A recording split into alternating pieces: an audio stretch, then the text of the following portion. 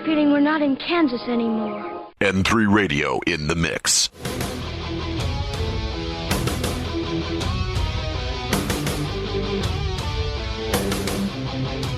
Hello, welcome to this edition of Don't Tread on Me. I'm your co-host Beachball, in for Mad Dog, who will be returning, I assure you, but I am in his place until he returns, and it's been a while since I've done a show, so sorry about that. Things been going on, things been kind of hectic with this whole move from Steubenville to San Antonio, and of course things have been hectic this whole summer as we've been dealing with riots, not peaceful protests, but riots across the country, specifically in blue-controlled cities that would rather see their cities burn than have Trump come in and help things out. Now, we got a lot of news to cover here, and I have to be honest with you. I'm a little nervous. I'm a little nervous about Election Day.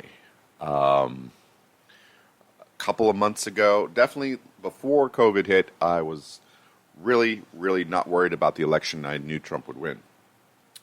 Now I'm just seeing story after story that, ever since Trump got COVID, I'm seeing a lot of polls saying Biden's going to win by double digits, Biden's going to win in a landslide, and I kind of believe it because I know the Democrats and the establishment will do anything to make sure that Donald Trump is not again in power for 4 years. So I'm afraid that they're going to steal the election, or things are going to get so hectic here in about a month that we might be heading down a dark path, but I'm not sure. We'll see. We'll see if you and the rest of the silent majority stop being silent, go out and vote in person, not by mail, and show these Democrats what the country is all about. Now, they may say that these stupid red state, these Trump supporters, they'll call you names, they'll call you every name in the book. It's just names. You guys got to go out and vote and make sure you make your voices heard. All right, let's get to our first video today. And this one comes from the Donald itself, because we've got the vice presidential debate tonight. And it's going to be exciting. It's going to be really cool. And if Pence stays on the offensive and make sure he deflects or answers or sufficiently answers any questions that come about COVID, because Kamala Harris is just going to seize on anything and all COVID after the president got infected with it. But I think we're about to see why Mike Pence has to be considered a viable candidate for 2024. Not just Nikki Haley, not just Tim Scott, not just Charlie Kirk, not just Ben Shapiro. There is a deep, deep talent pool of Republicans that can run in 2024 that are not rhinos, that are not part of the establishment. And I think we're going to see a side of Mike Pence we've never seen before. I think Mike Pence is going to surprise a lot of conservatives as well as everybody that's voting against him. And I really, really hope that whatever Pence says makes the left freak out as much as they freak out about Donald Trump. Let's look at some of Harris's stances that she is weak on, but not just weak on, that's just goofy on. Remember that time she said that she would use the government to force people into a dietary standard? That's right. You're not living in a free country anymore. You have to eat what the government tells you to eat because it's good for you. And if you like to live in a country where the government tells you what to do, when to do it, how to do it, I feel sorry for you. Let's listen to Kamala Harris. This was, I believe, on CNN a couple of months ago on a town hall. Anyway, here's the video. Certain countries have changed their dietary guidelines to reduce the consumption of red meat in light of the impact of the climate change. Yeah. If elected... Because we really enjoy the new food we have here in Latvia, because all we have are wild and crazy guys. Will you be supporting change in dietary guidelines? And then how will you plan on implementing the changes so that people effectively change their diets? I always misemphasize the wrong word. Yeah, I mean, and thank you, Carol, for your work on the question. I think of the point that you're raising in a broader context, which is that as a nation, we actually have to have a real priority at the highest level of government around what we eat and in terms of healthy eating, because we have a problem in America. And we can talk about all that we are now, the subject of this conversation, we can talk about. You've had 15 seconds to answer the question straight, and all you've done is pontificate and set up and thank you. You haven't done anything to answer the question, and this is what the left will do. They will feign an answer and give this broad explanation as to why they're answering the way they're answering instead of actually giving an answer. The amount of sugar in everything. We could talk about soda. We could go on and on. But what we can't go on and on about is how it's a free country and I could drink what I want, when I want, how I want, and you have no say in it, even though you want that power too. So the answer is yes. But I'll also say this. The balance that we have to strike here, frankly, is about what government can and should do around creating incentives and then banning certain behaviors. I mean, just to be very honest with you, I love cheeseburgers from time to time, right? I mean, I just do. And I think that, but there has to be also what we do in terms of creating incentives that we will eat in a healthy way, that we will encourage moderation. And we do that the old-fashioned Democrat leftist way by adding taxes to stuff we don't appreciate or we don't like, such as red meat and sodas, and making sure that other things are subsidized by the government to make sure that you eat right. No thank you. We don't need another tax. And that we will be educated about the effect of our eating habits on our environment. Oh, 2 for 1. Got to slip in the environment there when we're talking about eating. And we have to do a much better job of that, and the government has to do a much better job of that. So, I mean, I'm just saying, you love cheeseburgers. I mean, we all do. I don't know whether you know, from time to try time, the Beyond Burger, the Impossible yes. Burger, right? They try, but it's not quite the same. That's my personal opinion. But would you support changing the dietary guidelines? Yes. You know, the food pyramid. What people yes. to reduce red meat specifically. Yes, I would. The healthcare issue is about insurance companies and what they're willing to pay and why hospitals are being run like businesses instead of what they should be running by, which is to help people get better. But of course, we can't have that because a patient cured is a customer lost. Now, I am a full-blooded red conservative on a lot of things. However, I do, and I've said this before on this show, I do think that there are certain industries, there are certain things in this country that should not be run as a for-profit business. Our schools should not be for profit. Okay? Our hospitals should not be for profit. There are certain things in this country that need to be run the way they were originally run and not have greed take over. Pharmaceutical companies, I'm looking at you. Now on to the other major story of the day, which was totally buried by the mainstream media that you need to know about. Basically, Obama knew, Brennan knew, Comey knew, Biden knew, everybody knew that Hillary was using the Russia hoax collusion story to deflect away from her transgressions about wiping her server and getting rid of her emails. So that has been declassified by Trump, and nobody's talking about it. Nobody cares, nobody talks about it, because half the country is for the removal of Trump, even if it means getting rid of him through illegal means or dirty tricks. And this is what the Clintons are known for, especially that vile person, Hillary, who should be in jail. Let's get down to brass tacks. Hillary Clinton, Bill Clinton, half the Democratic Party, and to be honest, half the Republican Party, who are mostly rhinos, need to be thrown in jail. They've been using this country. They've been sitting up in Washington with their oysters and their champagne and just sloughing off all these jobs that were once here in the United States to other countries. Look at TPP. TPP was going to make a lot of people in this country rich. And because Trump killed it, he made a lot of people angry at him. That's why you have a lot of never-Trumpers who are... I love the never-Trumpers on the Republican side because you could tell those people were never about Republicanism. They were never about conservatism. They were about the one thing that unites the Democrats and the Republicans together, and that's money. Okay? We're not stupid out here. We know. And we realize that we may be Sisyphus, pushing that rock up the hill, trying to get these people out, only to have the rock roll back down right onto us. But this is the one time you have the opportunity to give all these people a message. All the rhinos, all the leftist crazies, like Alexandria Ocasio-Cortez and Rashid Tlaib and all these other people. Give a message. Give Hollywood a message. Say, we're not going to take it. We don't care what he's done, how he does it. At least he loves our country. We're voting for Trump. And oh, by the way, we're voting for every single person who has an R next to their name on this ballot.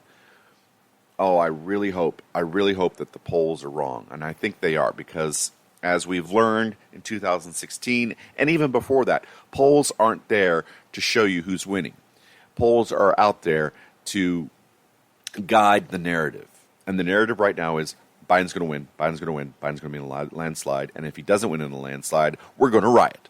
We basically got threatened by the entire left, by the entire Democratic Party, by the never-Trumpers on the right, saying, if Trump wins, we will riot. Bring it on, I say. Bring it on. Show the world your ineptitude. Show the world that you're nothing but a bunch of babies who are having a little tantrum when they don't get their way. Anyway, back to the whole Russian collusion thing. It's not like we didn't know.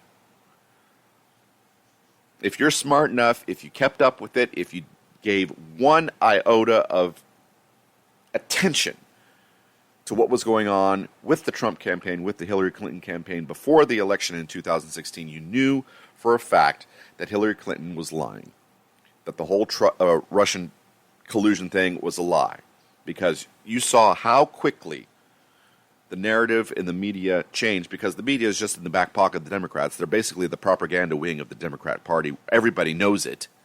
The only people that don't know it is the media themselves, who think that they're this stalwart bastion of fairness and reporting, which they're not. Everybody knew that Hillary Clinton used that Russia-Trump collusion story to get the media and all the attention off of her back for what she did. Please keep this in mind when you're going to the polls.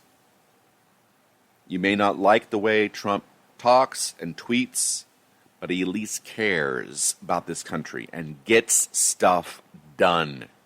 I'd rather have a person who's a little foul-mouthed and a little rough around the edges that gets stuff done than a weak old man who caters to the every whim of their child. And the child is, of course, the progressive communist wing of the Democrat Party. All right, let's get back to Kamala Harris and just highlight how horrible of a candidate she is as vice president. And let's get also down to brass tacks. She probably will be president within 2 years. I don't think Joe Biden has it in him anymore. If you look at a video of Biden 8 years ago, even 6 years ago, the man is still fired up. He's on the ball. Now we've got this shadow of a man who's being forced to run, as it were, for the establishment to stop Donald Trump. It's really, really hard to get people to vote against something than it is for them to vote something. That's the only thing I really have a hope for as far as this election goes, that there are more people excited and wanting to vote for Trump than there are people that are wanting to go out to vote against Trump by voting for Biden. Because even the people that are voting for Biden know he's not a great candidate. The only worst candidate probably was Hillary Clinton, but we'll see. If this election is a landslide, which I think it will be, I really think it will be. I'm hoping it will be. Like, I think we'll flip a couple of other blue states. Like, I think New Mexico's in play. I think New Jersey's in play. I think Illinois is in play. I think especially Minnesota is in play. Nevada is in play. We just had a story out on Fox News just now that Trump has pulled out his advertising out of Iowa and Ohio because he thinks he's got those in the bag. And I think he does. I think he's got those two in the bag, just like last time. So, and I looked at the electoral map. If you take all the states, add them up together, Trump could lose like Michigan, Wisconsin, and Minnesota, but if he gets Pennsylvania, he doesn't need it. You know, if he loses Pennsylvania, no big deal. If he gets Michigan and Wisconsin, he's got it. I think that's where this election is going to be won again. It's going to be won in the upper Midwest, the Northeast. If Trump can win 2 out of those 3 states, Michigan, Wisconsin, and Pennsylvania, as well as all the other ones that he has to win, of course, North Carolina, Florida, stuff like that, he wins. He wins. This is the one time you're going to see a Republican has more paths to victory than the Democrat does. And usually it's the other way around.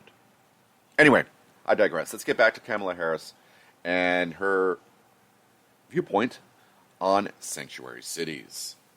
Now, this next audio is Frank Kennedy, who was on a show. He was calling out Kamala Harris's dangerous San Francisco sanctuary city policy after his brother-in-law and 2 nephews were murdered by an illegal immigrant. That's the bottom line. And when you have these sanctuary policies that have been implemented by cities like San Francisco and other cities like Los Angeles, and you have undocumented people coming in here, you don't know what their background is. Right. And you're putting the United States citizens in harm's way. And, you know, it happened to my family, which I never thought in a million years anything like this would ever happen. Right. You had an illegal alien. He was a juvenile 4 or 5 years ago. He did 2 felony assaults, brutally beat a young man on a bus, a school student, almost killed him with his gang, and then 4 days later beat up a pregnant woman on the streets of San Francisco with her husband and robbed him.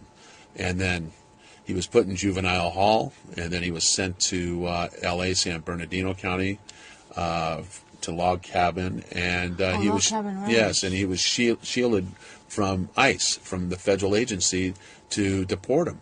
And you know, and then prior to my brother-in-law and my 2 nephews being assassinated in broad daylight on Sunday, the 22nd of June, 3 months prior, he was pulled over in the Tenderloin by the San Francisco Police Department, and there was a handgun that was retrieved in the car. And this is why I hate sanctuary city policies. A person that's not from this country's life is worth more than yours. And let's get down, again, this is the saying of the day, brass tacks, brass tacks. But let's change it up a bit. Let's get down to the nitty-gritty. Democrats hate everybody, including themselves. They hate you, especially if you're white. They hate you, especially if you're a white Christian. They hate you that you're from this country. They think you're the sum of all of their problems. They just don't like themselves either. There's a lot of self-loathing that has infected the Democrat Party, especially the progressive side. And it's this horrible viewpoint that I have found that has infected not only Democrats, but some Republicans as well. This nihilistic feeling that we have no purpose here, that our lives have no value, no meaning. And this kind of nihilist attitude has infected our politics and has taken over one entire side of a political party. And I think that is dangerous, to have nihilists in control of government. All right, time to get to our first long video of the night. It's Charlie Kirk talking about how Mike Pence can attack and win tonight's debate against Kamala Harris. Vice presidential debates are tonight at 8 Eastern. Keep it tuned right here to N3 Radio. You're listening to Don't Tread on Me. With the vice presidential debate tomorrow, I'm wondering what should be Vice President Pence's strategy? How is it going to differ from the presidential debates? And how is President Trump going to change what he did in order to take more advantage of the next debate next week? So thank you. It's a great question. And by the way, if there's any people in the opposition, you're more than welcome to, hop, skip, and jump to the front. Pence should do 10 things. I did a whole podcast on this, and I came somewhat prepared. I'm going to go as quickly as I possibly can. I already sent the memo to him. Pray to God that he'll do this. Senator Kamala Harris is one of the most flawed politicians ever to run for the vice presidency. She's unlikable. She's terrible. But she's even more so than you might realize. And so there's 10 things that Vice President Pence must commit to memory. Okay, these are the 10 commandments of how to win the debate and how to win the presidency with it. Because I actually think tomorrow is a very, very important moment. People say, oh, the Trump White House is in free fall. Okay, if you believe that, then tomorrow's important. I don't necessarily believe it. I believe it for a different reason. Because who knows how long Joe Biden's got left? And you actually might be electing a co-president, not a real president. 10 things. Did you know that Senator Kamala Harris promoted a link during the Minneapolis race riots, bailing out and materially bailing out the rioters, the criminals, and the protesters through the Minnesota Freedom Fund? Oh, sorry, actually a rapist got bailed out by the Minnesota Freedom Fund through her direct donations, alongside 13 other Joe Biden staffers. Question number one, Mike Pence has to turn to Senator Harris and say, Senator Harris, why did you promote a link to bail out the rioters that burned down black-owned businesses in Minnesota? Do black businesses not matter? Like, I'd love to see your answer to that, of course, right? That's number one. He must lead with that. And he must be specific. He must say, you tweeted it on June 1st, Minnesota Freedom Fund, because they always will try to lie. This is a good lesson for all of you. The more specific you go, the less wiggle room you give for people that bathe in dishonesty. You have to say dates. You have to say specifics. You have to say organizations. Number two, she's the most liberal senator in the entire United States Senate. Not my categorization. That's according to YouGov Track Insider. You can go to the website. They track every single senator. More liberal than Bernie Sanders. She is the most liberal. 100 out of 100, according to YouGov Track Insider. You guys can check it. Say, Senator Harris, you're the most liberal U.S. senator in all of the Senate, according to a nonpartisan analysis and survey. Why should people give you power over middle America when you're a California gun-grabbing senator? Every time Mike Pence ends a statement, he must ask one of these questions to Senator Harris. Because whomever the debate moderator is, and I really don't know, it's going to be some apparatchik corporate-funded left-wing hack that's going to try to destroy Mike Pence and not actually ask these questions. Mike Pence has to insert himself into the questioner. Number three, Senator Harris, you are the sitting U.S. Senator of California. Do you support SB 145? SB 145 is the decriminalization and normalization of pedophilia in California, just signed into law by Governor Gavin Newsom, that deregisters pedophiles, allows judges the opportunity, excuse me, let me be specific, judges the opportunity to deregister pedophiles from the sex registry. So just understand, there's only so much time to do laws in state capitals. Who exactly is the pedophile lobby, and why is California pandering to them? I'm sorry, if you are accused and convicted and tried of a crime by a jury of your peers of pedophilia, you should be in prison the rest of your life, not be taken off some sort of crime registry.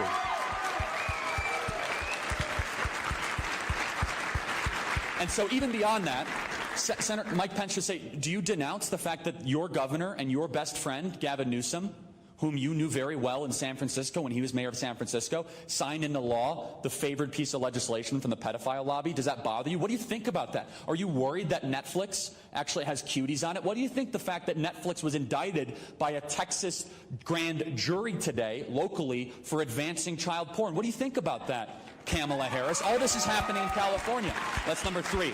Number four. Mike Pence must go to Senator Harris and say, there's a little uncertainty here, Senator Harris. Your running mate, Joe Biden, did not answer this in the last debate. Do you support packing the courts? Do you support moving the courts from 9 to 11 to 13? We need an answer, yes or no. Pack the courts, yes. Pack the courts, no. No, there's no in between, yes or no. And what Mike Pence has to do is he has to give his time up and say, time is valuable in debates, but this question and this answer is more valuable. Senator Harris, I'm going to give you all the time after this. Do you support packing the courts? And he has to cross his hands like this. That's that simple. The American people will see transparently through who she really is. And she can't honestly answer it because she will pack the courts. And then say, Senator Harris, who would you put on the court for a vacancy? They've released no list, no names whatsoever. Of course, the activist media is not going to do this work. They will not. It is more than imperative that Mike Pence steps up and starts to ask these questions. Number five, Senator Harris, she's going to race bait. We know that, right? So as soon as she starts race baiting, you're racist, Charlottesville, in the streets, whatever, these stupid things that they talk about that are completely untrue, despite the founder and the head of Charlottesville, endorsing Joe Biden, by the way, Richard Spencer, he endorsed Joe Biden. But the activist media wouldn't tell you that. David Duke is endorsing Democrats. They don't even say that. Senator Harris, since you're race baiting, do you think that Joe Biden is still a racist? And if not, why'd you change your mind when you said that little girl was me when he opposed busing measures in San Francisco? Senator Harris, why did you say that? Do you think it's wrong that Joe Biden says that if you don't vote for him, you're not a black person? Does that bother you?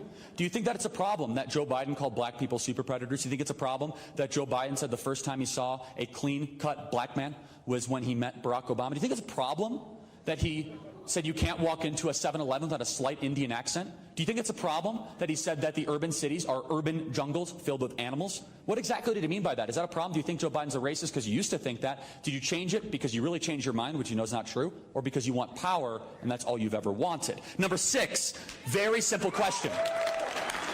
Number six, is church essential? That simple. Say, Senator Harris, why is it Senator Harris, why is it that pastors are under threat of arrest in your home state, the state you used to run as Attorney General, with all your friends in the AG office? Pastors are being threatened with arrest, but abortion factories remain open, weed distributors remain open, liquor stores are open, and you can march in the streets, no social distancing, as long as you have a sign that says BLM. The virus will never touch you. It is the wokest virus in the history of epidemiology. Why is it, Senator Harris, that you won't say that church is essential? Why do you think that cannabis dispensaries are essential, but church is not? Number 7, the Green New Deal. They try to do a little tap dance about it. They try to dodge it. She's the co-sponsor of the Green New Deal. She introduced the piece of legislation into the U.S. Senate. She'll say, oh, I think it's a nice framework to work, whatever. It's a nice framework to work from. No, framework. You're the sponsor. The $100 trillion Green New Deal that would abolish fossil fuels in our country, oil and natural gas, criminalize coal. Why would you co-sponsor it, Kamala Harris? And why can't we get a straight answer from you? Number 8, do you think that owning a firearm is a constitutionally guaranteed right? And if no, what weapons would you take away and how would you take them away? That's a very simple question. She does not believe owning a firearm is a right. She'll dance around and say, no. What guns would you take away? Look to the camera. She'll say, I won't take away any guns. Then why did you say you would in the primary? She said the AR-15s have all got to go. We'll send people knocking on doors. We'll put Robert Francis O'Rourke, the fake Hispanic Irishman from El Paso, in front of our gun registry. Why did you say that, Senator Harris?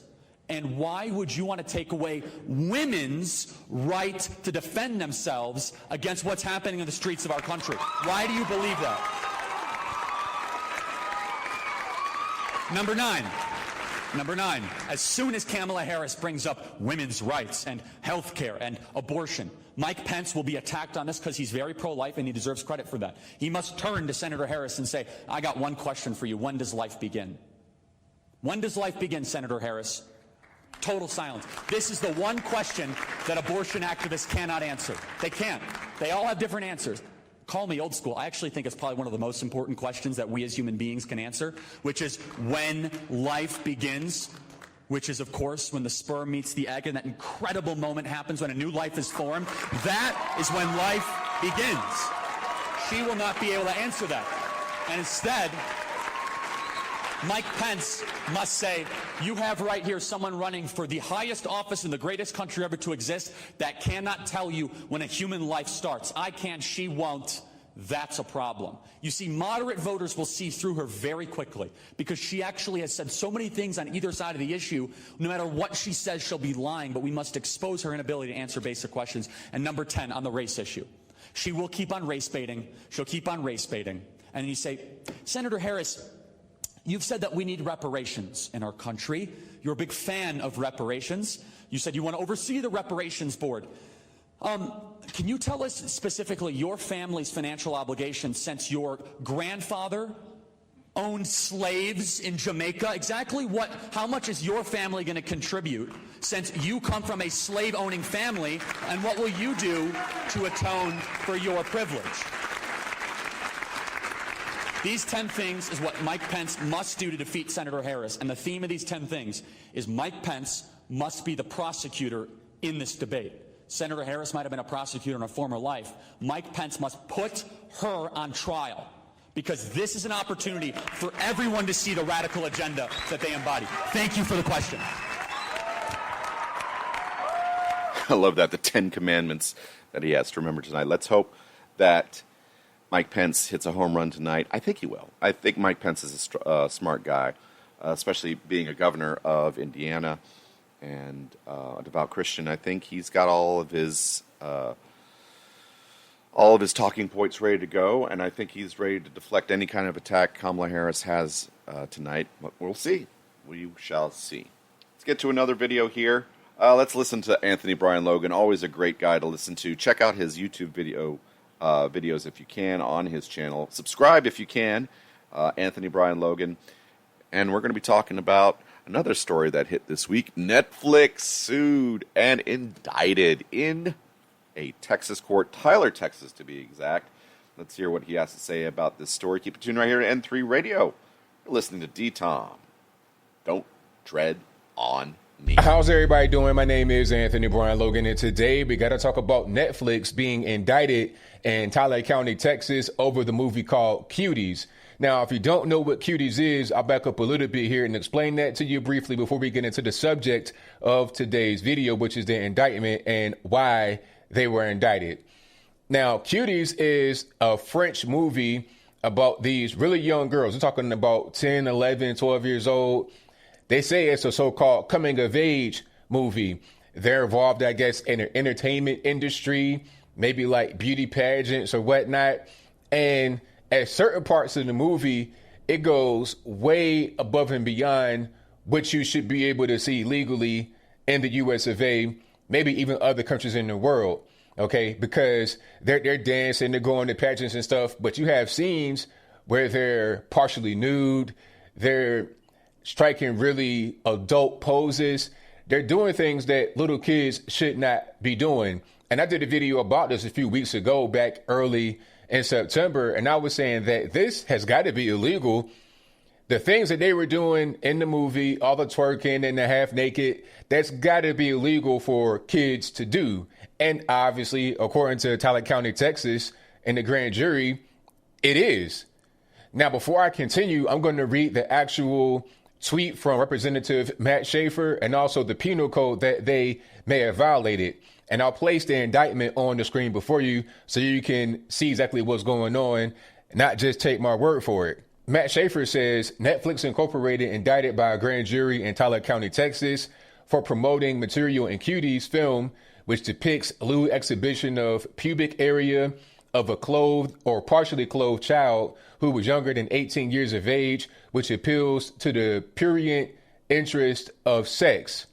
And the penal code is PC 43.262, promotion of lewd visual material depicting child. So this is not just me saying, oh, I'm offended or nothing like that. I am offended, of course, but it's not just that. We're talking about illegality here. They were indicted, Netflix it is, by a grand jury.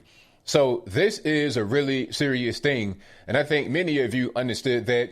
Many of you cancel your Netflix subscription. Personally, I've not had Netflix for a while because they've gone down this road of having disgusting content, things I don't agree with. So I'm like, you know what? I'm out. And if I still had Netflix when Cuties came about, that would have been the final straw. The broke the camel's back. It was like, all right, I'm out.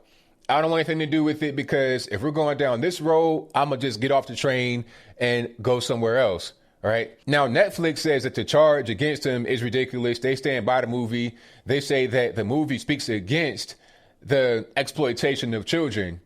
But it's like, all right, you can say that, but your movie actually engages in the exploitation of children. You got these kids twerking, dancing, halfway naked. I mean, come on.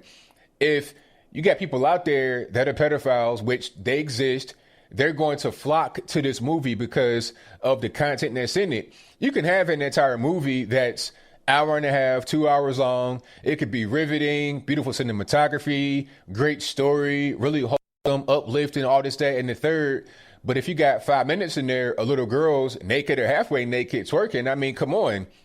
That 5 minutes cancels out the 2 hours. You got these perverts that'll do things like this. They'll hide the perverted material, the illegal material, and this big rap of righteousness. Oh, we're trying to speak against the exploitation of children. We really want to support the children.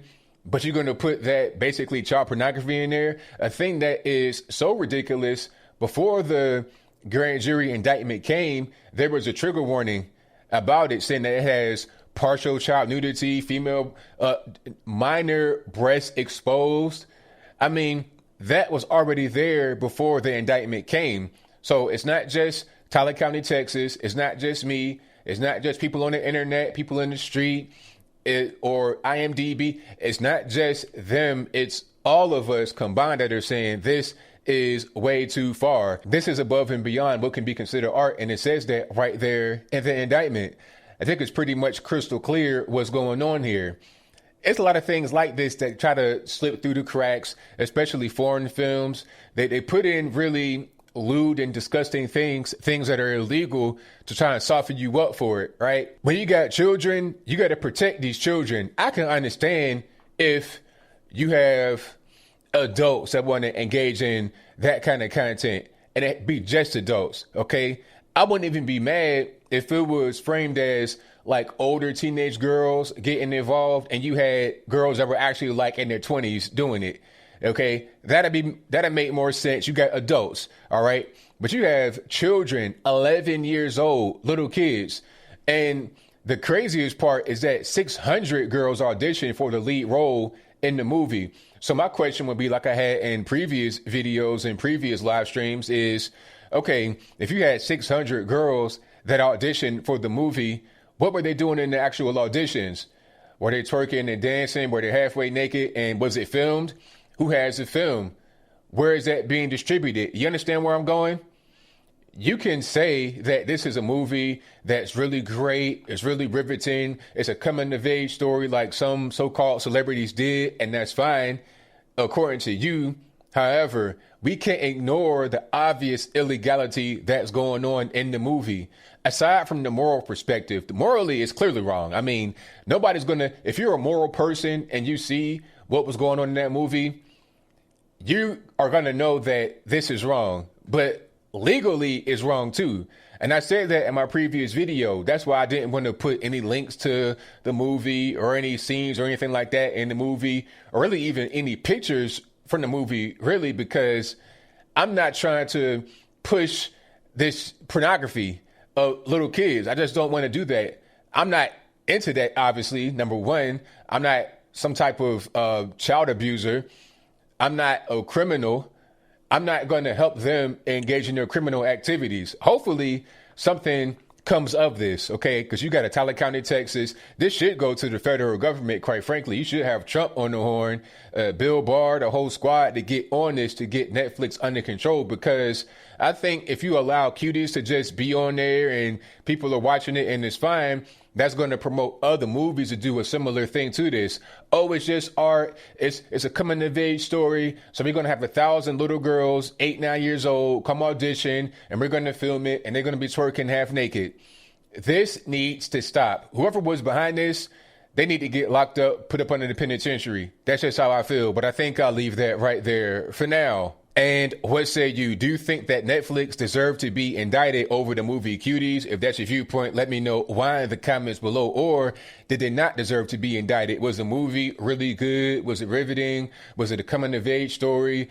Was it a movie that was against the exploitation of children? If that's your viewpoint, let me know why in the comments below. You guys know where I stand. I think these perverts over in France just gave an excuse to put out some child pornography. That's what's going on. Oh, it's a coming-of-age story. It's about the kids. Well, why you got these little kids dancing around half naked in the movie? Netflix apologized for the artwork they used to promote it, talking about, oh, it was a bad choice in artwork. We didn't want to put that out there. What's the point in apologizing? The artwork that they had, that they apologized for, was an actual scene in the movie. It could have been a screenshot from the movie. It was not just a picture taken to represent the movie. It was an actual scene in the movie. You had these little girls in scantily clad, like Dallas Cowboy cheerleader type outfits. Now, like I said, you got adults, that's fine, but little kids, and as a matter of fact, I think what the kids had on was even more skimpy than what a Dallas Cowboys or Washington Redskins or Washington football team, whatever the name is, it was skimpier than these adults out here that are actually cheerleaders. It's just crazy. Totally crazy.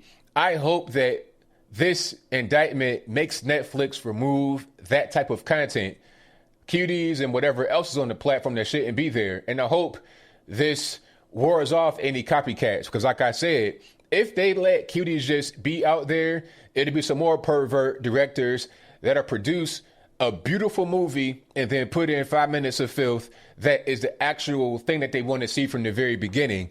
And they're going to have a bunch of girls to come out audition, and they're going to tape it, and they're going to save that and pass it around to the pervert friends. That's how it goes. So hopefully Netflix goes up under the penitentiary, or something happens as a result of this indictment in Tyler County, Texas. But whatever your thoughts are, please let me know in the comments below. And that's all I got to say for this video. If you like what you heard, please comment, rate, share, and subscribe. Peace. If you can, check out how many subscribers have ditched Netflix and what the projected losses are for Netflix.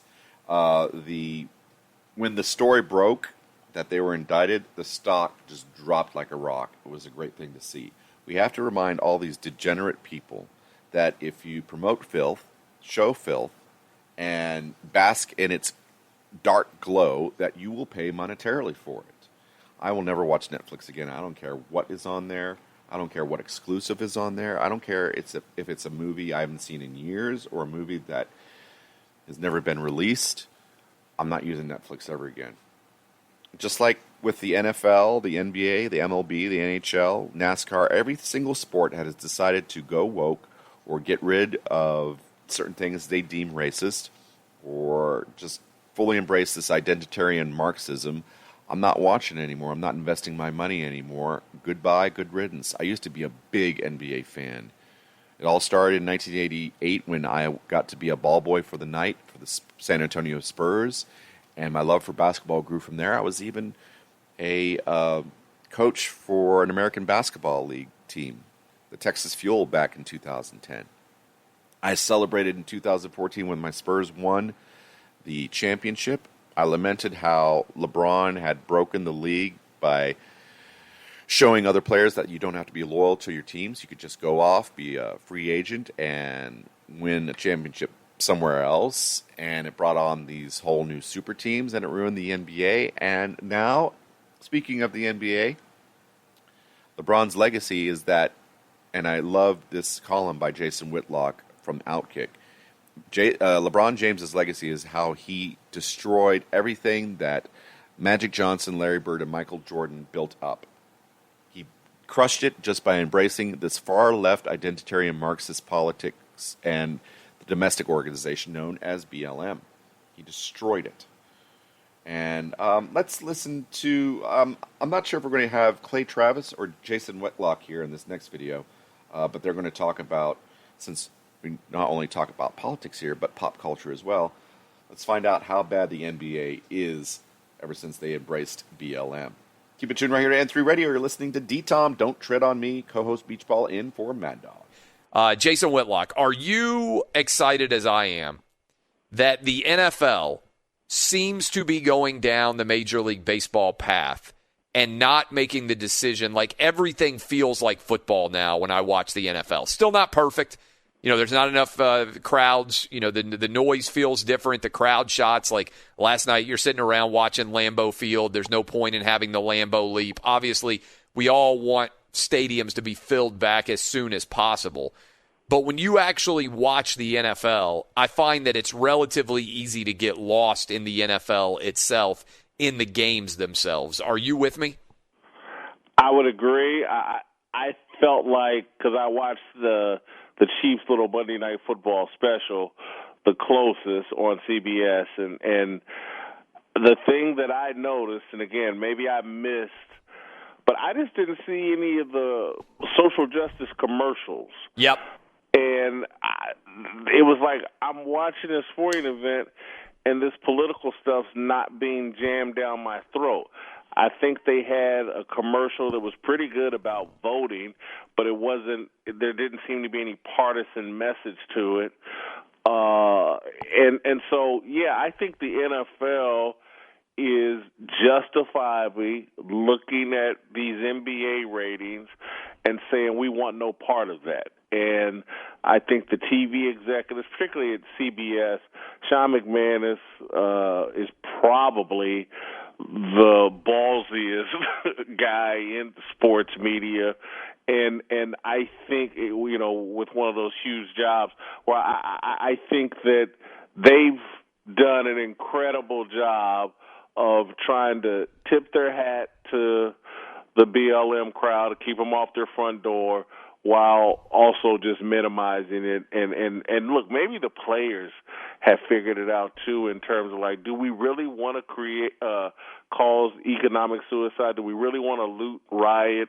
vandalize our own business for Jacob Blake? I just think that would be crazy. And so, yeah, last night that game was really easy to watch without having any of the stupidity jammed down my throat. And you mentioned what I wanted to hit you with, which was Friday night's NBA game.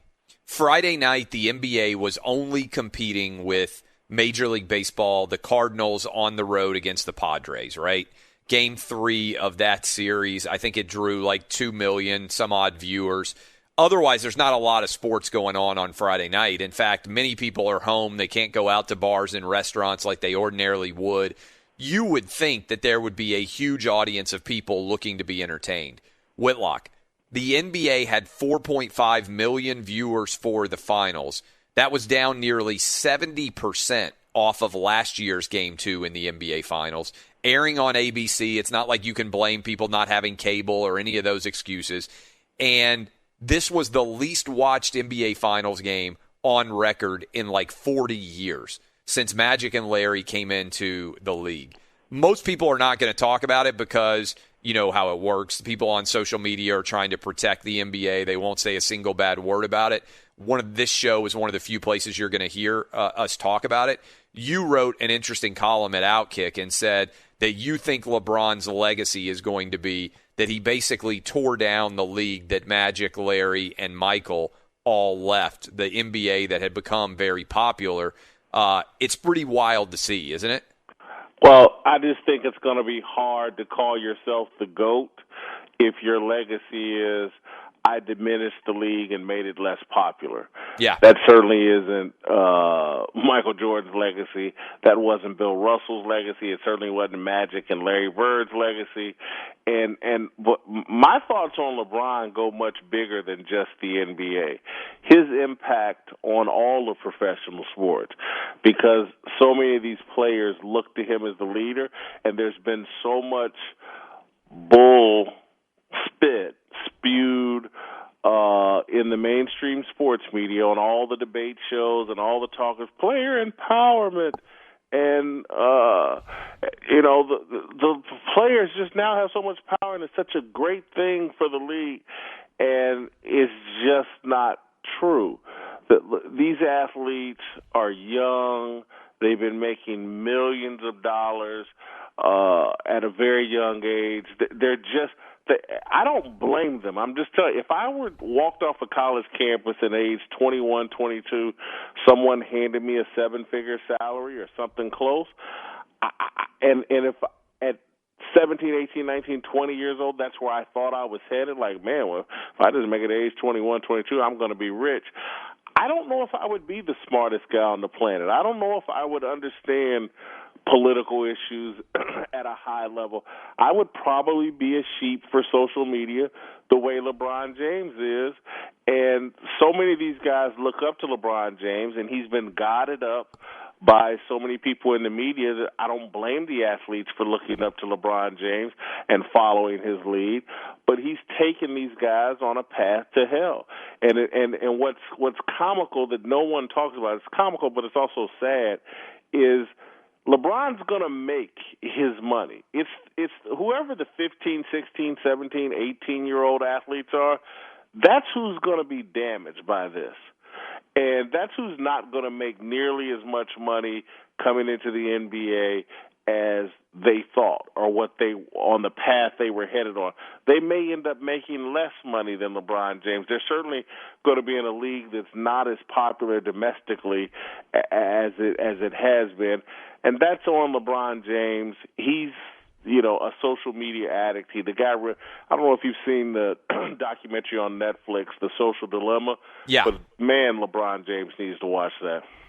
Yeah, it's interesting, and there are a couple of points that I want to build out of this. Maybe we'll continue it over to start the second hour of the program.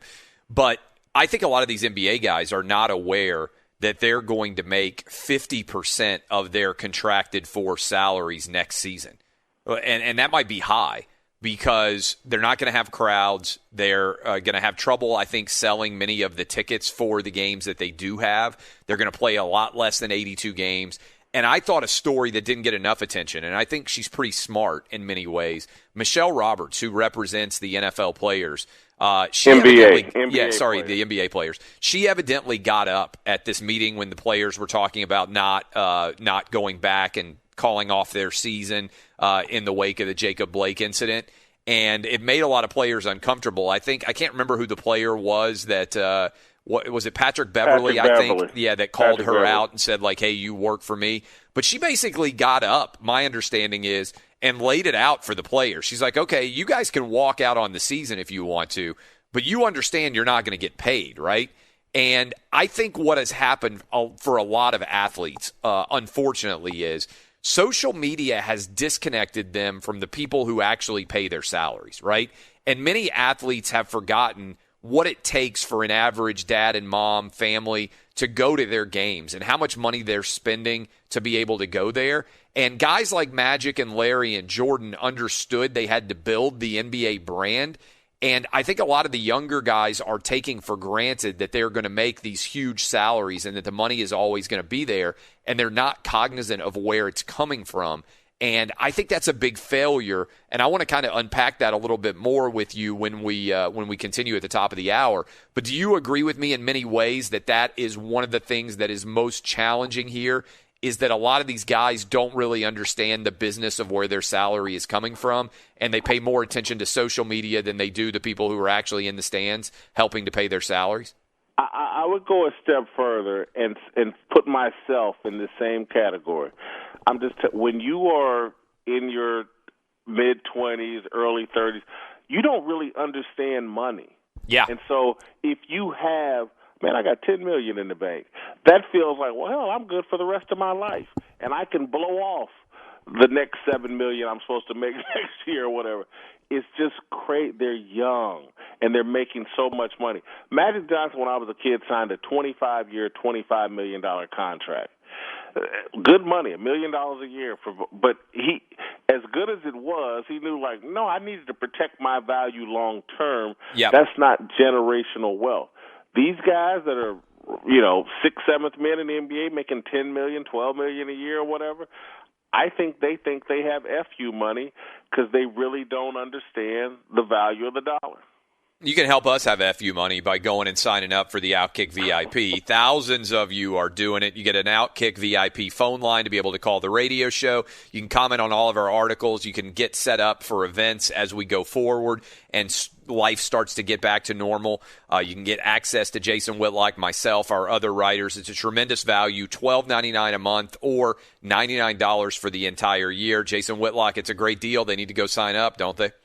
I will say that you won't be supporting us having FU money. You'll be supporting us helping to expand, hire other people, and make Outkick better. That's why you should become an Outkick VIP. There you go. That's more succinct and more accurate. more ennobling than what I said. And speaking of the NBA, an article just popped up on Fox News. NBA to leave BLM, social justice messaging, quote, off the floor next season, says Commissioner Adam Silver. Silver also said, and I understand those people who are saying, I'm on your side, but I want to watch a basketball game. Oh, so maybe, embracing all this leftist identitarianism wasn't so great for the NBA, especially when players are going to see that their paychecks are going to be 50 to 60% less next year because of all the stuff they decided to embrace. Here's the article from Fox News. NBA Commissioner Adam Silver made an appearance on NBA Countdown earlier this week to talk about the social justice messages that the league has on their basketball courts as well as on players' jerseys. Silver says these messages will be largely left off of the floor next season. We're completely committed to standing for social justice and radical equality, racial equality, and that's been the case going back decades, Silver said in the interview. It's part of the DNA of this league. How it gets manifested is something we're going to have to sit down with the players and discuss for next season. In other words, okay, guys, we bowed to your every whim and need, and now we're making less money and people aren't watching.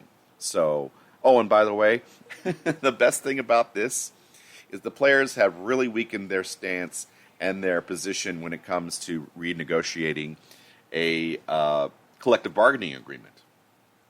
Silver continued, I would say in terms of the messages you see on the court and our jerseys, this was an extraordinary moment in a time when we began these discussions with the players and what we all lived through this summer.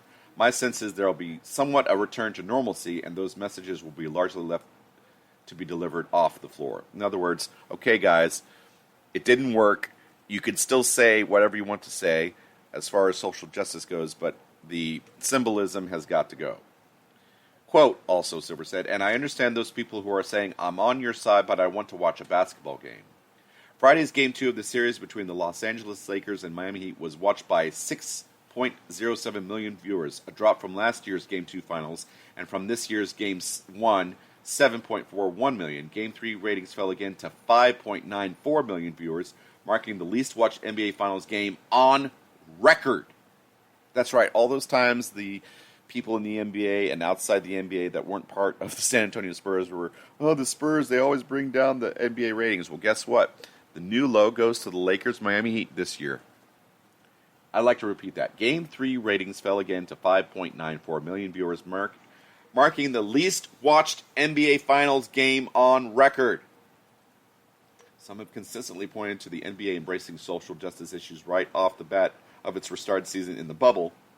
The NBA allowed players to wear social justice messages on the back of their jerseys and painted Black Lives Matter on the court for each game that was played at Disney World in Orlando, Florida, while staying silent on other major issues in the world, including atrocities in China. For those reasons, and because Games 1 and 2 were relatively uncompetitive, fans appear to have turned off the NBA. Following Game 3 of the NBA Finals, Dallas Mavericks owner Mark Cuban and Senator Ted Cruz engaged in a heated debate over Twitter on Tuesday as the latest numbers showed another dip in ratings for Game 3 of the NBA Finals. While a number of reasons could have played into the dip, including the unusual timing of the season caused by the pandemic, Cruz took to social media to suggest that player protests were the cause.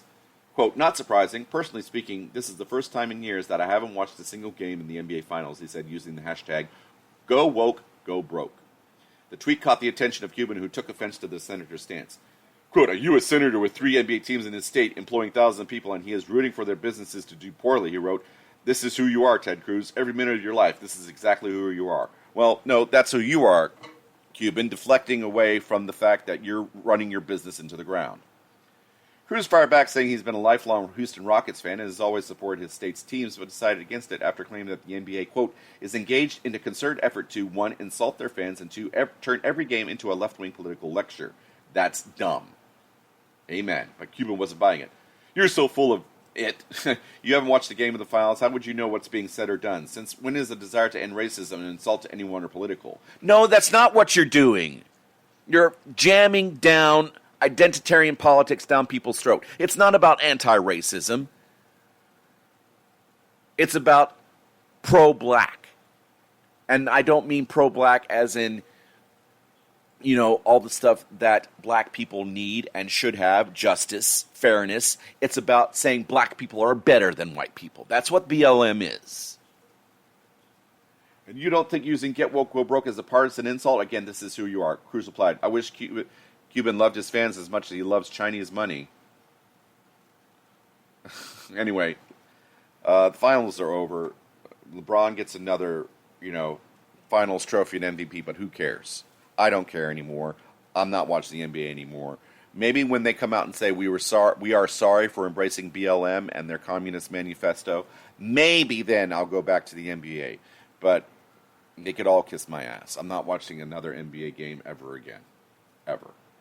And I could thank Adam Silver, LeBron James, that woke-ass piece of shit, Greg Popovich of the San Antonio Spurs, who's the biggest grifter in the entire league. I hate his pompous attitude, and he should go have some wine. Just like my dog did in the background. Do you hear that? Loki, you want to do another wine? Okay. Let's get to another video. Let's get back to the whole Netflix and cuties thing with Jeremy from the Quartering. Keep it tuned right here to N3 Radio. You're listening to Don't Tread on Me with your co-host, Beachball in for Mad Dog. What's going on, everyone? Jeremy here from the Quartering, and I'm going to be very crabby over the next 7 to 21 days as I am trying to kick a habit that I've had since I was about 14 years old, getting off those cancer sticks, hopefully. Also, there is some home improvements going on upstairs, so I get to hear that all day. But thanks for thanks for putting up with me. Now, there's been a lot of fallout. There's been a lot of fallout now yesterday after the grand jury put Netflix in real trouble. Actual charges for the film that everyone loves to defend with a blue check mark, apparently. And the immediate blowback was probably not Not as much as the original. It didn't gain as much, but there's been some new developments today and a classic movie Bob moment. But because given the topic, I'm going to be very, very happy to have a sponsor for this video, Satisfy. Huge shout out to this video's sponsor, Satisfy, the makers of the brand new Zen Grip Pro. Now, I've had my Switch since about launch, and I've never used a grip on it. In fact, here it is. But what the Zen Grip Pro offers is amazing.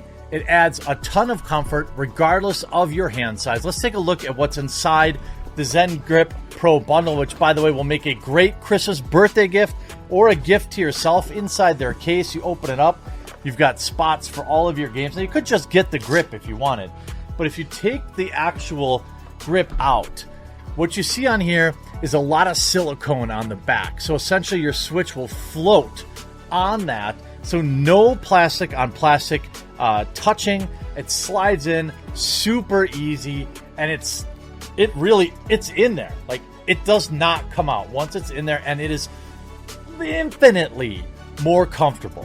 And they gave me a special discount code, which will be in the pinned comment below. You can save 10% off. Not only support the channel by getting yourself an awesome new grip for your Nintendo Switch or one for your friend or family member, but you'll also be supporting the channel and a sponsor. And I'm excited to announce that Satisfy has rolled out a brand new, beautiful Zen Grip Ice Edition, which is available for pre-order now. So check out the Satisfy, either the Zen Grip Pro, or if you have a Switch Lite, they also have a controller. Link in the pinned comment below.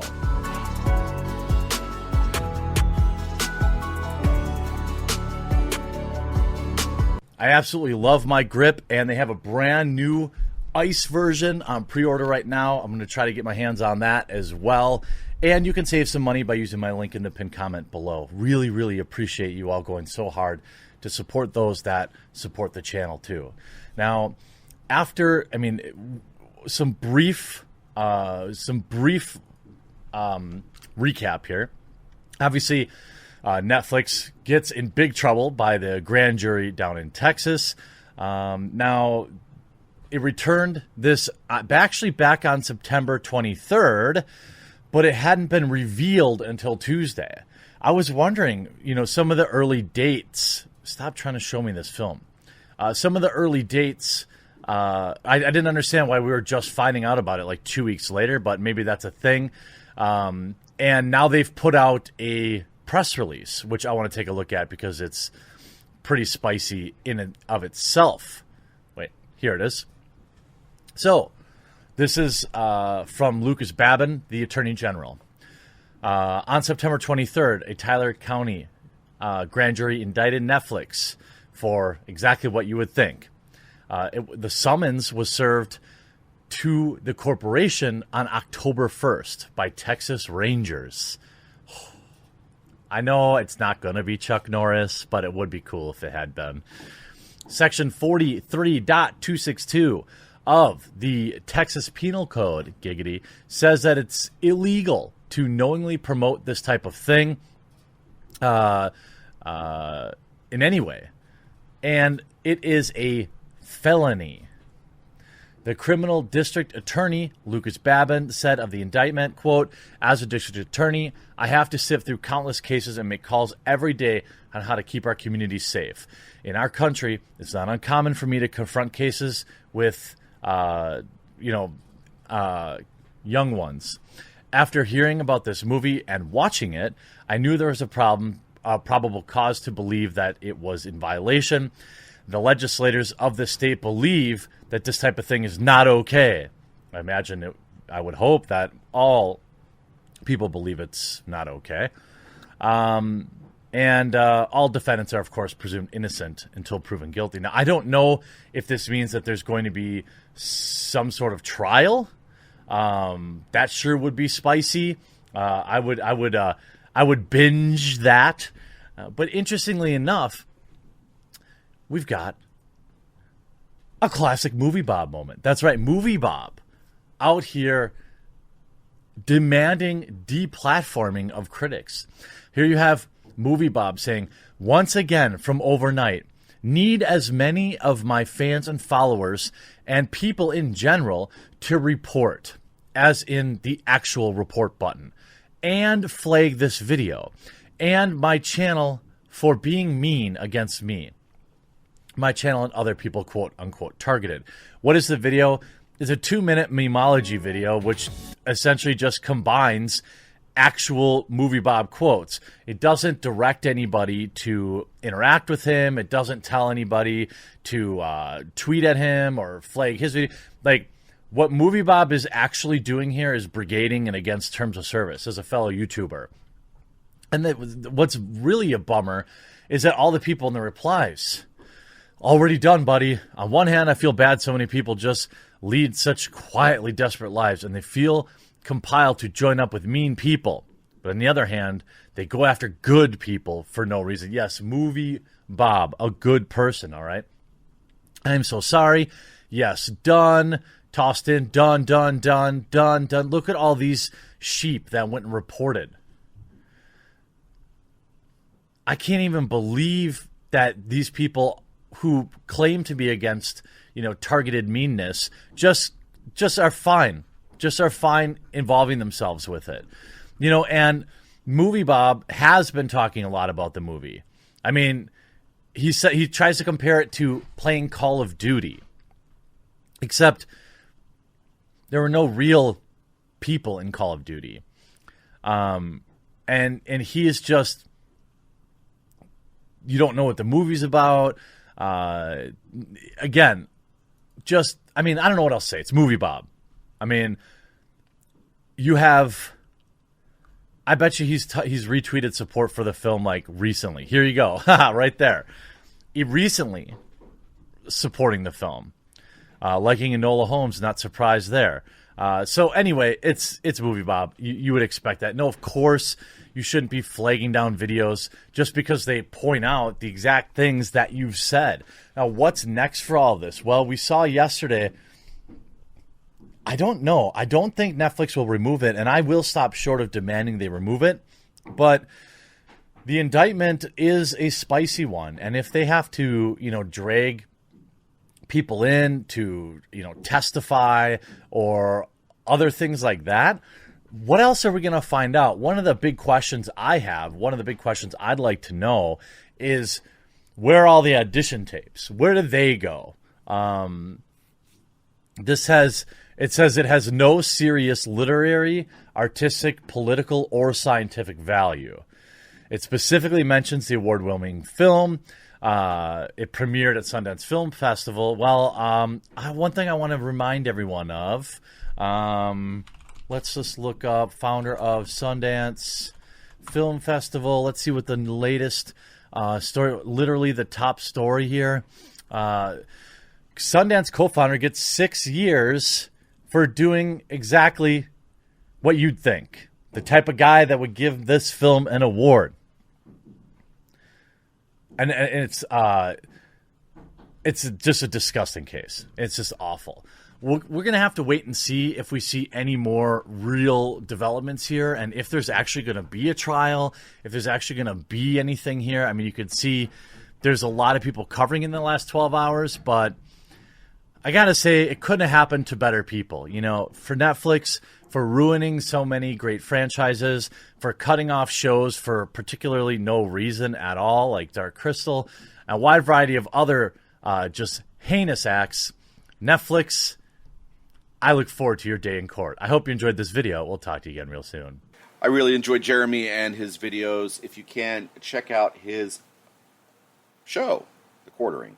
And he's also got the Midwest Fly, I believe it, where he talks more about politics. Anyway, Jeremy, The Quartering, check it out. If you haven't, on YouTube, subscribe. He's a really cool dude. Okay, guys, I'm up against the clock. I'm going to have to get on out of here. But, of course, who haven't we heard from this week? Oh, that's right, Mr. Tim Pool. Well, I've got 2 videos here from Tim Pool talking about the major bombshell where Trump dropped it, implicating Democrats and fabricating the whole Russian hoax. And not only do I have that video, I have a video of him talking about shy Trump voters conceal a shift in political currents.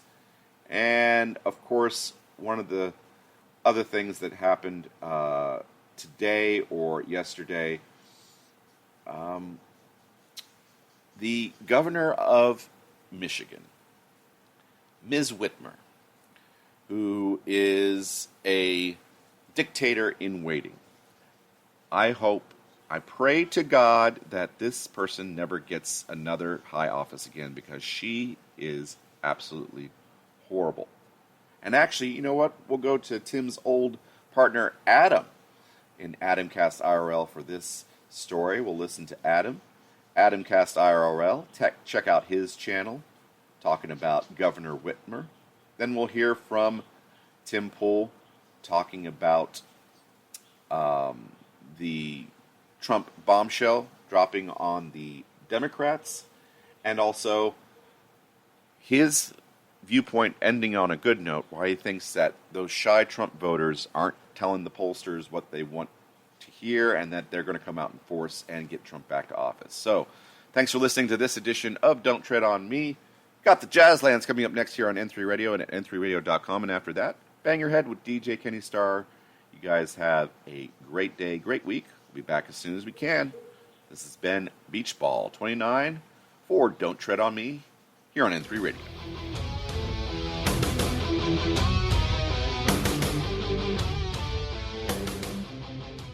Check us out. Governor Whitmer says 800,000 Michiganders to lose unemployment benefits if court ruling goes into effect immediately. You mean the one where they tell you violated the laws? Yeah, let's read about this.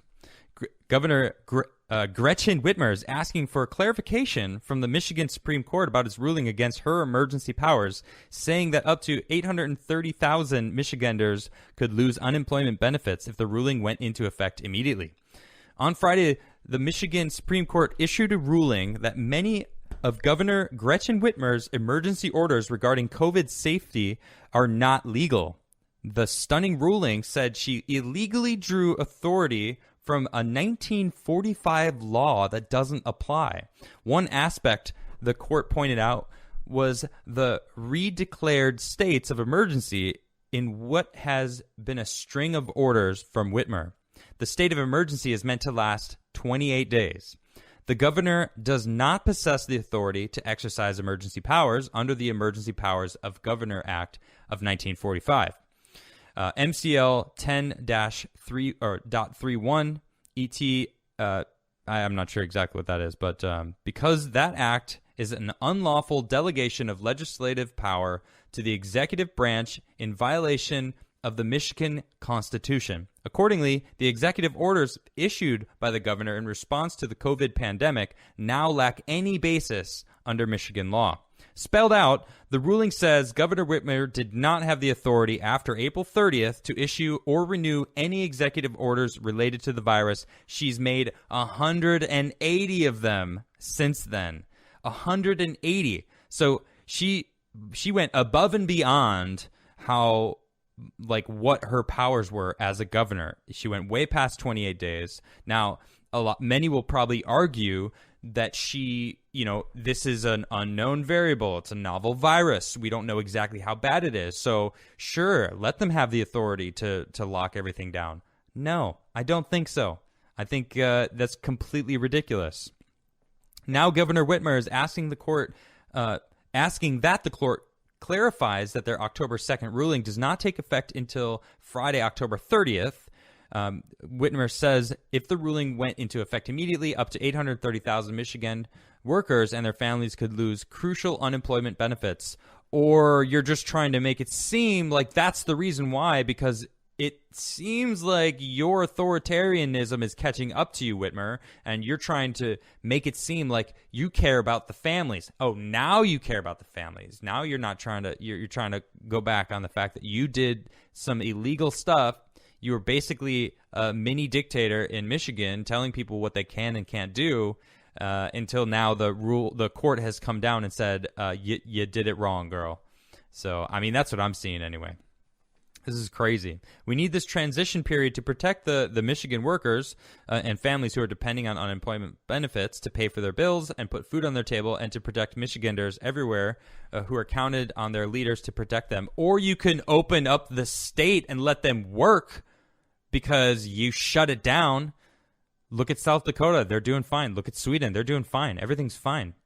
They're like, what's the, you know what? I want to look this up. I want to know what is the population of Michigan. We're going to find this out right now. I want to see.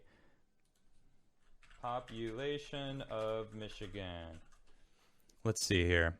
It is almost exactly the same. It's about 9.9 million. That's almost the exact same population of Sweden. All right, so Sweden didn't lock down. They didn't wear masks. Everything's fine. They're going about their days, and they're not going crazy. And no one's unemployed. Everyone's still working. So you're shutting it down, making them lose their jobs with your authoritarianism, with your executive orders that you're making that turns out are illegal. So now all those people that don't have jobs, that are now on unemployment, that's because of you, Whitmer. You did that. So if you just stopped doing these orders and gave these people their jobs back so they can get back to work, maybe you wouldn't be in this position. Huh? Do you ever think about that? It's ridiculous. Check this out. Michigan governor vows to continue coronavirus measures to state Supreme Court ruling. She don't even care. She doesn't even care. She's just like, I don't care anymore. I'm going to just keep doing me. I'm going to keep locking everything down. These people need unemployment because I took their jobs away. That's all I'm saying. We got to open up everything. This is incredible. We got to bring the jobs back. People need to go to work again, not need unemployment. We don't need to become a welfare state. We've seen how that works for people. It doesn't do anything. The welfare state ruins lives. We got to get people off the welfare state, working again. That's why people like Trump, because he's giving jobs back. He's bringing jobs back to the country. That's a good thing. We need that, Whitmore. Open up your freaking state, please. Anyway, let's move on. Check us out. CDC acknowledges COVID-19 can spread by airborne transmission. Wow. Really? I vaguely remember back in April. No. You don't need masks. Maybe it was March. I don't remember exactly when. This year has been a blur. Lots of things have happened this year. They were telling us we don't need masks. Now we need masks. Now masks don't even work. Now it's in the air. It can linger for hours. Hours. Check this out. Man, this is from CNET. The U.S. Centers of Disease Control and Prevention have now acknowledged on its website that COVID-19 can spread by airborne transmission. In an update Monday to their website detailing how the virus can be transmitted, the CDC now says coronavirus droplets can remain in the air for hours. Some infections can spread by exposure to the virus in small droplets and particles that can linger in the air for minutes to hours. These viruses may be able to infect people who are further than 6 feet away or after that person has left the space. So now the 6 feet rule is, you can get rid of that. Now we're not allowed to be 6 feet away. New York is about to shut down schools again. They're about to in-house dining. They're getting rid of that again. Now you can only eat outside.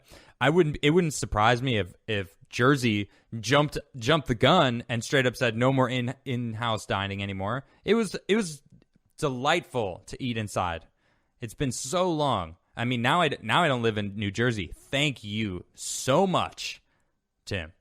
Talking to Tim for getting this new spot. This place is dope. You guys wait till you see this place when we get this freaking place done. It's dope. This space is awesome. Tim's building a full half pipe down in the basement. We got this skate ramp in the front yard. It's dope. We got an arrow shooting range out in the back porch. It's awesome. And let me go to this camera. Yeah, so I'm really excited about this. I'm so happy to not be in a freaking blue state. Thank goodness for red states. That's what I'm saying. It's funny. I've never really been political in my life. I always thought I was a Democrat.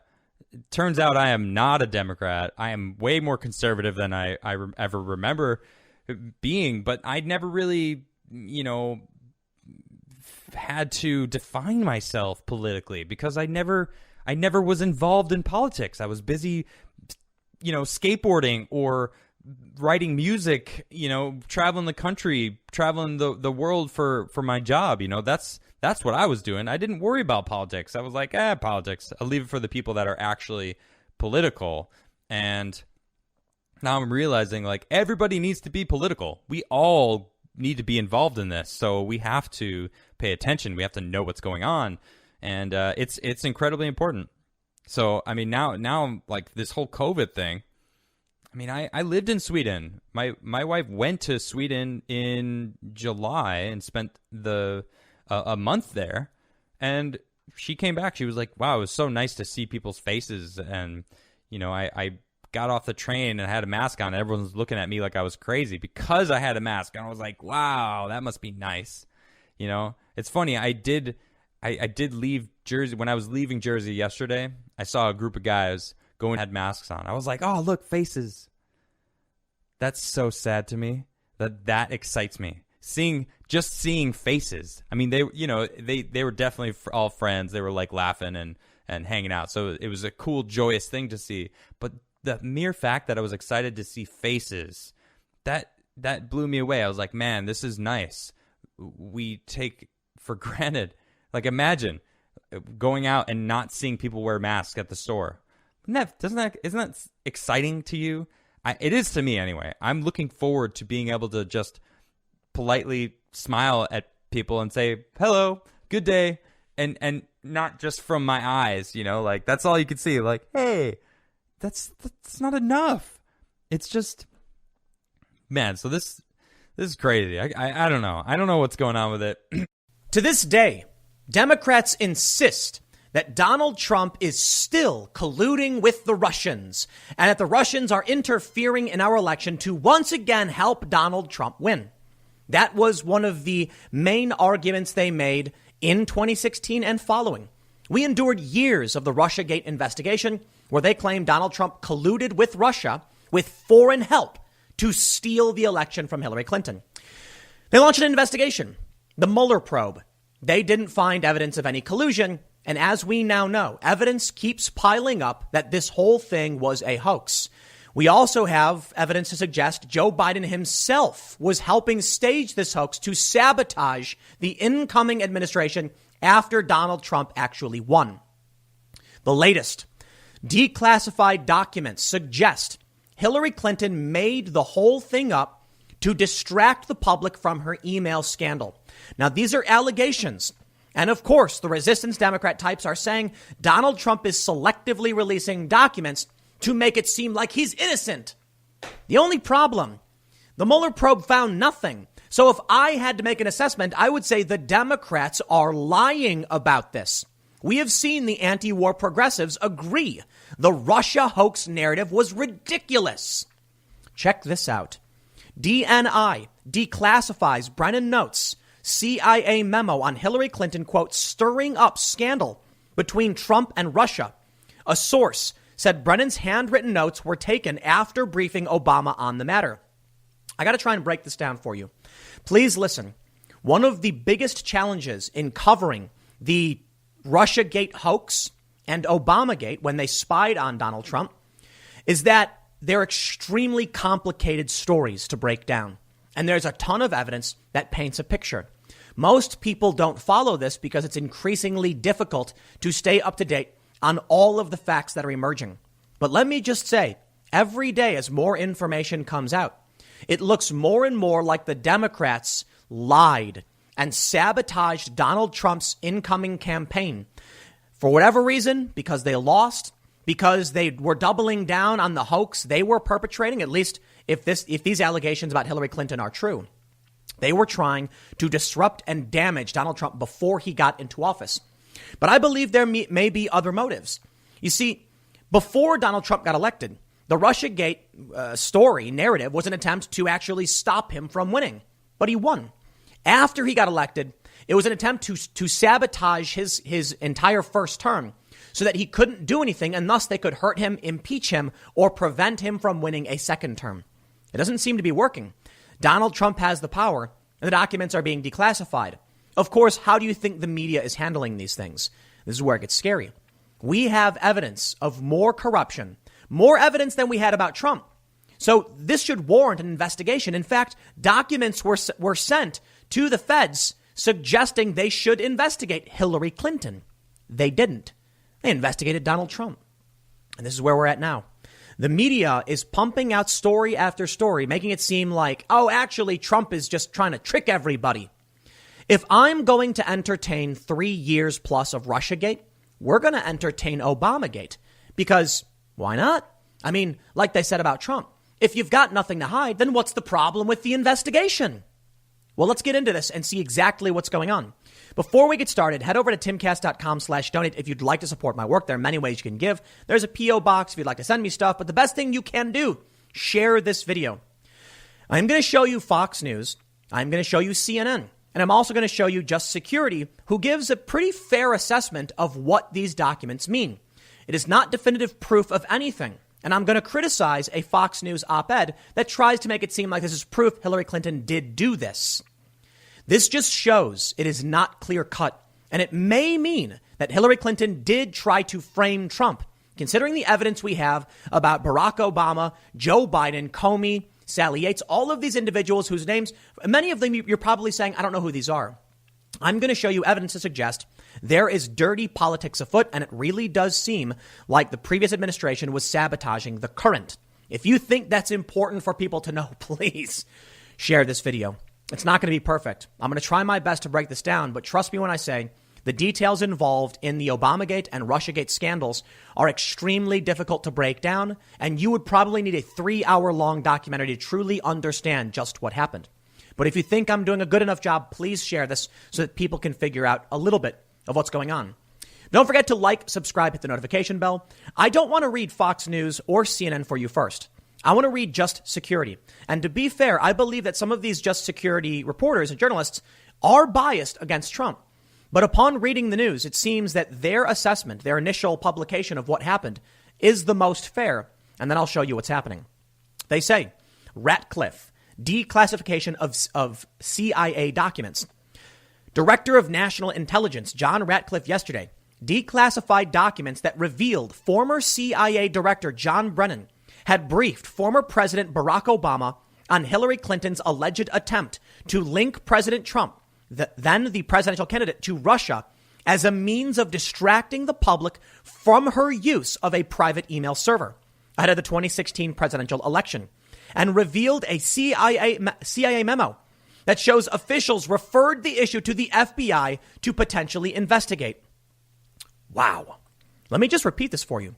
John Brennan briefed Obama on Hillary Clinton's alleged attempt to link Trump to Russia as a means of distracting the public from her use of a private email server. Did you know that after it was requested by the Senate that Hillary Clinton turn over something around 30,000 or so emails, the emails were deleted from her server?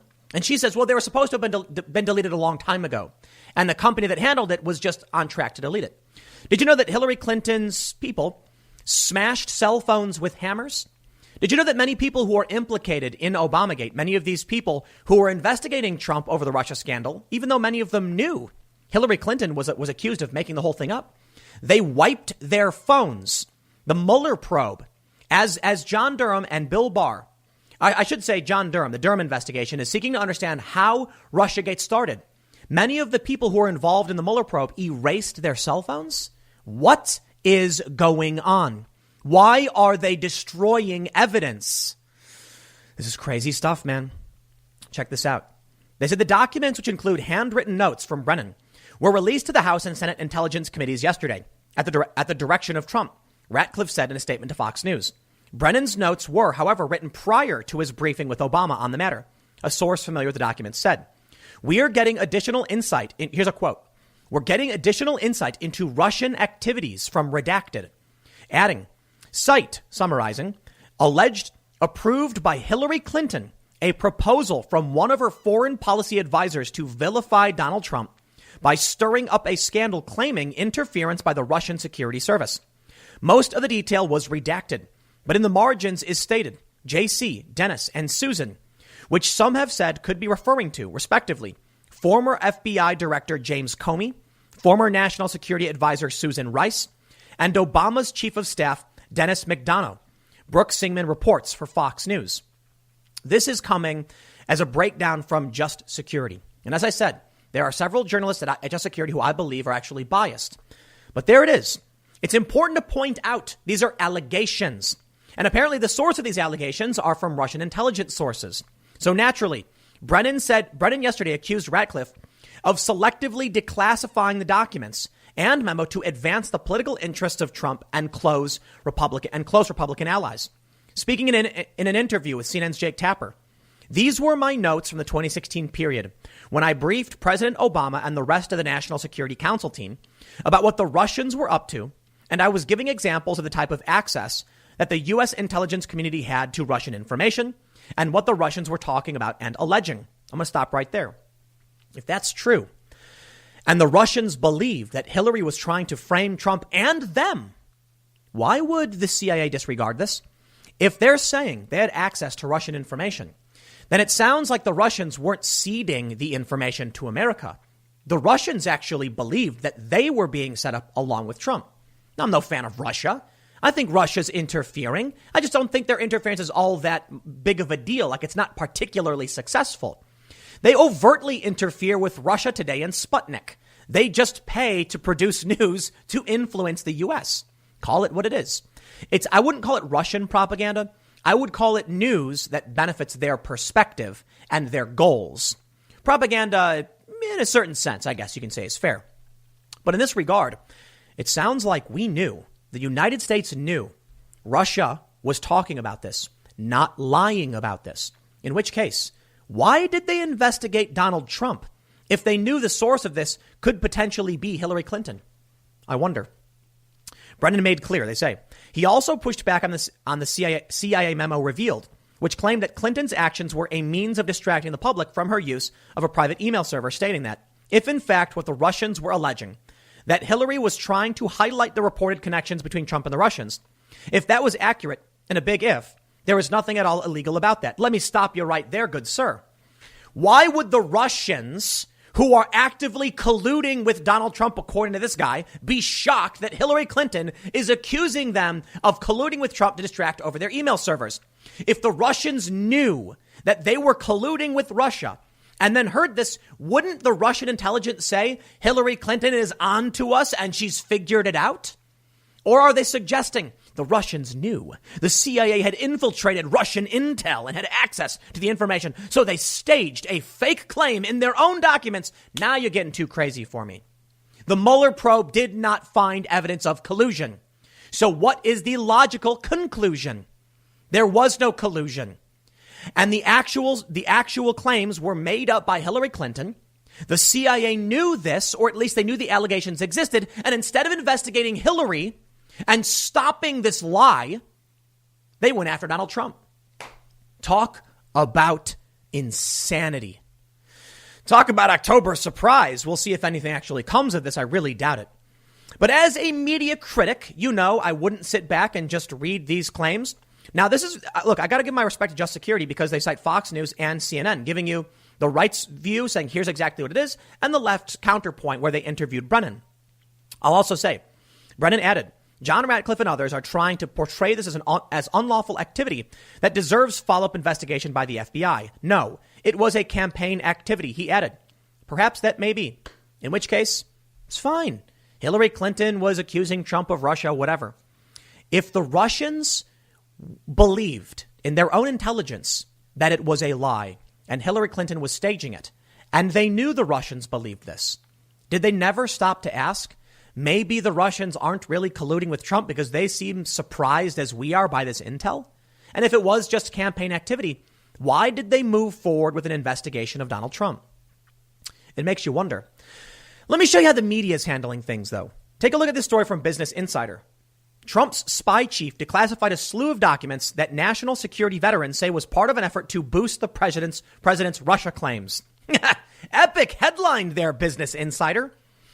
The slew of documents was a part of Trump's effort. Okay, here's one I really like. Here's Politico. Trump rewrites the Russia probe from the hospital. The president declassified intelligence documents meant to implicate Clinton in 2016 meddling, but officials say they're misleading. Why is Politico giving us an op-ed on this breaking news? I guess that's what they do. And that to me is bad for all of us. If you go to Politico for your news, you are approaching a poisoned well. Let me tell you something.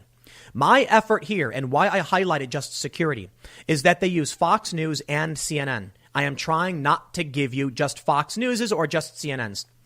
But let me tell you how Fox News framed it. Greg Jarrett, the Russia hoax was a lie created by Hillary Clinton and one of the dirtiest political tricks ever.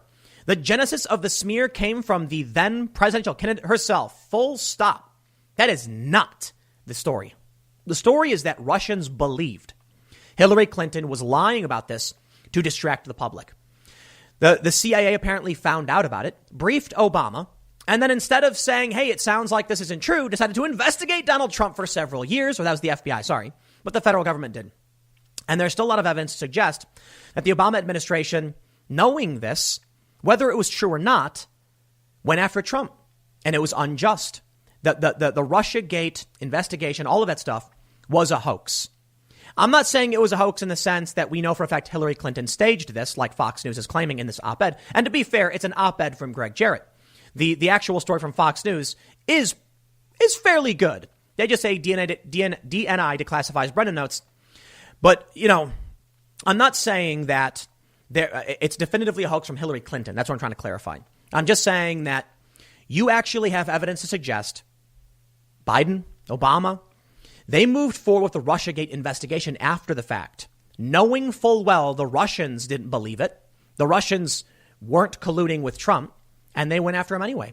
And it seems like they even framed Michael Flynn and Carter Page. And these are names you may not be familiar with. This is always the challenge in covering these big scandals. OK, trust me when I say we have evidence to suggest it's all bunk. First, let me show you this. The unmasking of Joe Biden. Now, already, I know a lot of people are saying, I don't know what unmasking means.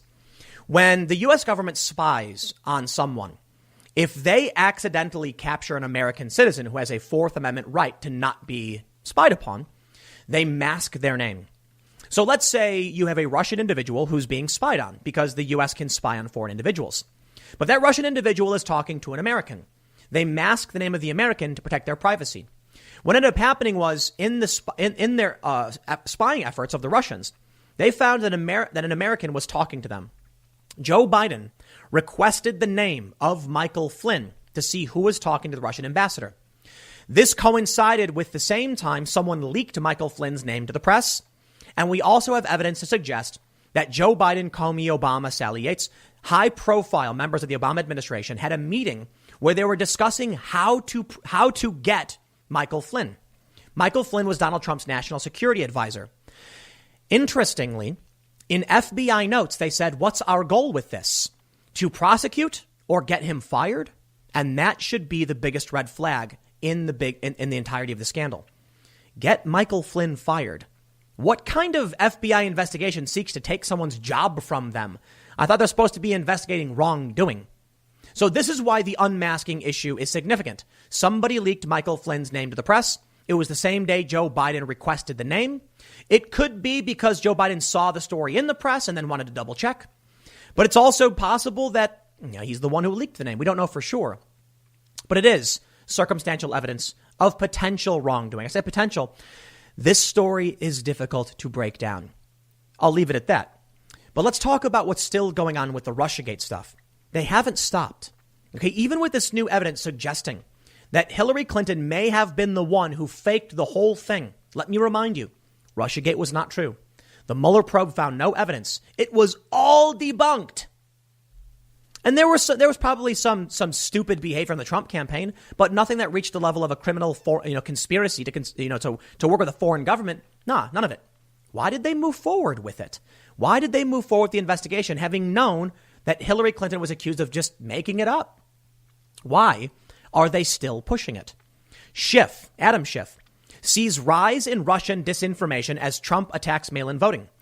Foreign adversaries want to undermine confidence in the American election, and the House Intelligence Committee chairman says they are amplifying President Trump's false assertions. Well, they've backed off for the most part, from the claim that Trump is working with the Russians, but they're still pushing the idea that the Russians are doing the same thing, but only now it's just Trump is a useful idiot.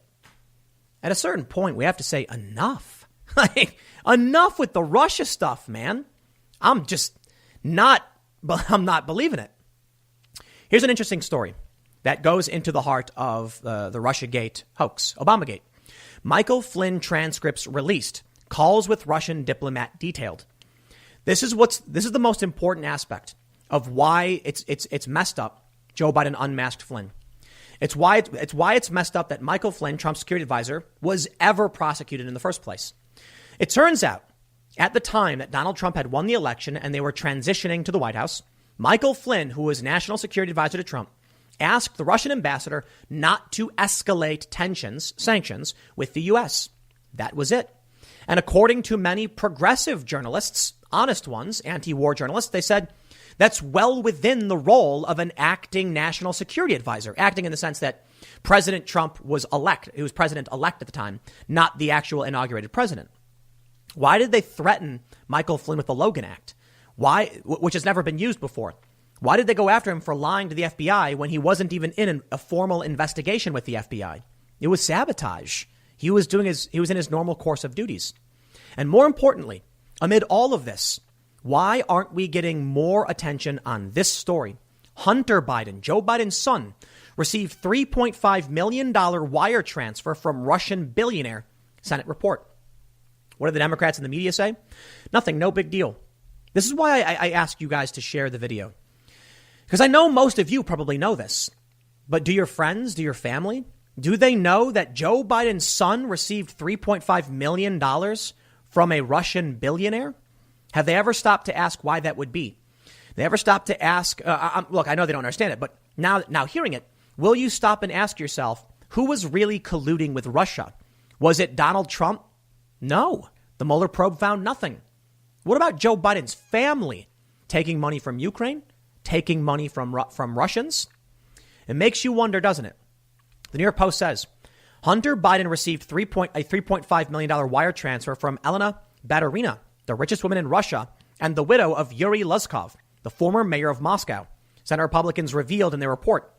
Baturina is referenced in the 87-page report, which was released Wednesday, addressing her payment to Biden's investment firm in early 2014. Baturina became Russia's only female billionaire when her plastics company Inteco received a series of Moscow municipal contracts while her husband was mayor. It said in providing background on the businesswoman.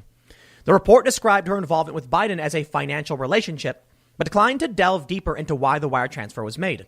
The probe also found that Baturina sent 11 wire transfers between May and December 2015 to a bank account belonging to BAK USA, a tech startup that filed for bankruptcy in March 2019.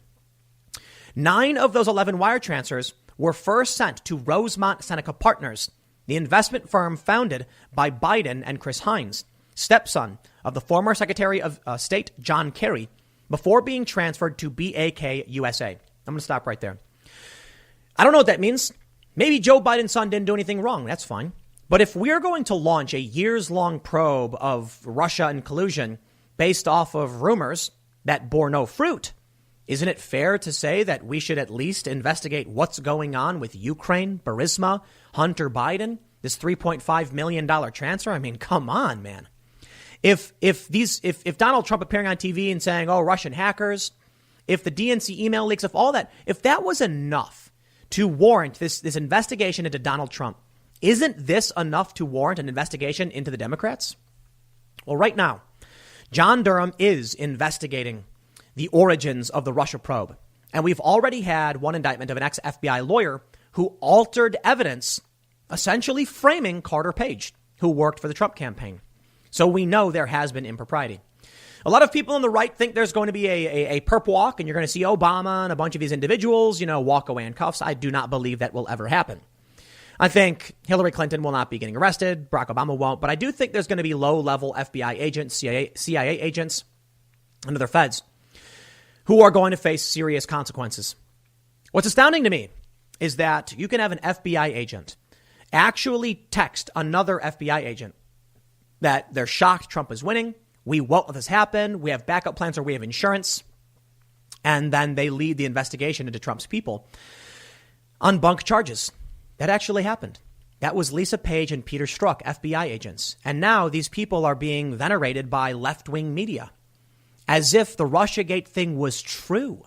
It was a disaster. The New York Times received Pulitzer Prizes for this. The media had pumped out insane conspiracy theories for years. You know, Rachel Maddow was one of the worst perpetrators. And now we have declassified documents.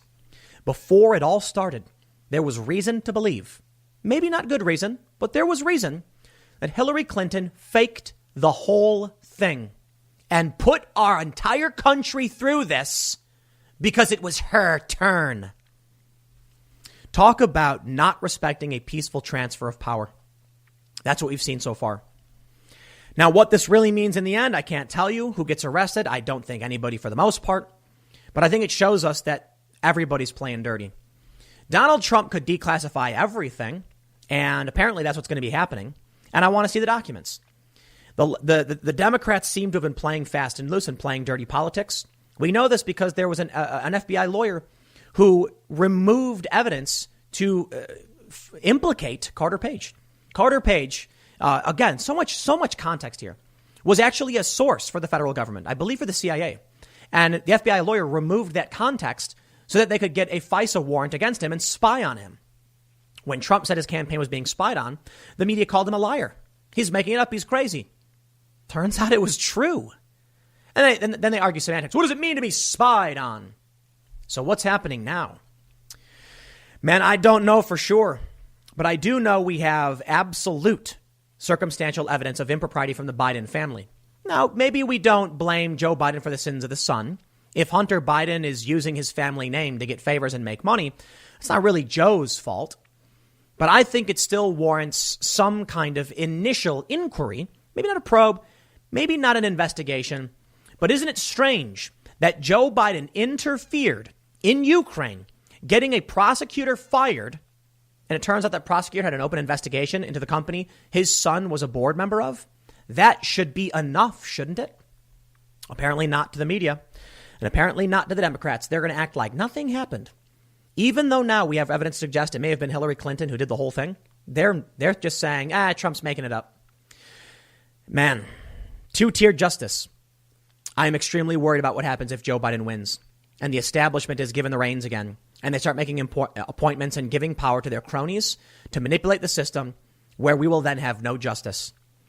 Right now, John Durham is investigating the origins of Russiagate, and we are finding more and more impropriety and potential process crimes and crimes. If Donald Trump loses, it's all over. They're just going to end the investigation and they'll get rid of Bill Barr and Durham. That'll be the end of it. No more investigation. No revelation into what really happened. So maybe that's why they're trying so hard to win, because it's a lot different now. The stakes are higher. There are people who did wrong in 2015 and 2016. And if the Durham probe continues, maybe they'll find themselves in prison. But I don't know for sure. I'll leave it there. Next segment's coming up at 6 p.m. over at youtube.com/TimCastNews. It is a different channel. Thanks for hanging out, and I'll see you all then. I got more good news for you. What's up? So people often talk about the secret Trump voter or the shy Trump voter. Mm-hmm. There's actually a research that was done that came out at the end of August that asked the question, how do you figure out if people are actually lying to the pollsters to figure out if the numbers make sense? Because what are you supposed to do? You ask somebody like, who are you voting for? And they say, Biden. Are you lying to me? No. Okay. So how do you know if they're actually lying? So they ask people questions like, do you feel that you can be truthful about, who you would vote for, and see if they said yes or no? Would you be worried at all if, someone asked you how you really felt, yes or no? And what they ended up finding, and it's like 7 PhDs that did this project, 10.1% of the polled voters are likely Trump supporters who are lying about their vote. Wow. You know what that means? That's a 20% swing. Wow. So, hold on. You've got Biden nationally at 9.2 up in the RCP aggregate. Mm-hmm. Imagine if 10% of the vote was secretly for Trump. Then it would put Trump at plus 1%. Yeah. Guess what else? No, we put him at plus 11% because Biden would be down 10 and Trump would go up 10. Right. So Biden's at 50, Trump's at 40. Biden would go to 40 and Trump would go to 50. Get it? So plus 10. It is a 20-point swing. Mean, yeah. So, but here's what's interesting. The Sunday Express poll that Trump tweeted out, guess what it shows? Trump +1. Huh. So I'm wondering if when a British company says, how are you voting? They went, nah, it's a British company. I'm voting for Trump. When the Americans call and they're like, hi, I'm an American journalist. Who are you voting for? Biden, I swear. Are you being honest? Yes, please don't come to my house with Antifa. I don't know if people are actually freaking out in that capacity. I'm kind of kidding. They do. Now, I was in New Hampshire, and I knock on this woman's door in the front, and she's got a little side area, and she doesn't answer the door right away. We're about to leave, and she comes out to the side, and she's real shy and timid. Young thing, too. I'd say like early 30s. And she goes, is my neighbor next door? I said, we didn't knock. We didn't see anybody. And she goes, I have a question for you. She goes, did you know that if you type in Antifa.com, it goes to Joe Biden's? I swear to God. Yeah, someone just did that. I swear to God. It's like not I know, but still, right. The fact is, this woman was so shy and timid about even asking that question and whether or not her neighbor would overhear this conversation. Yep.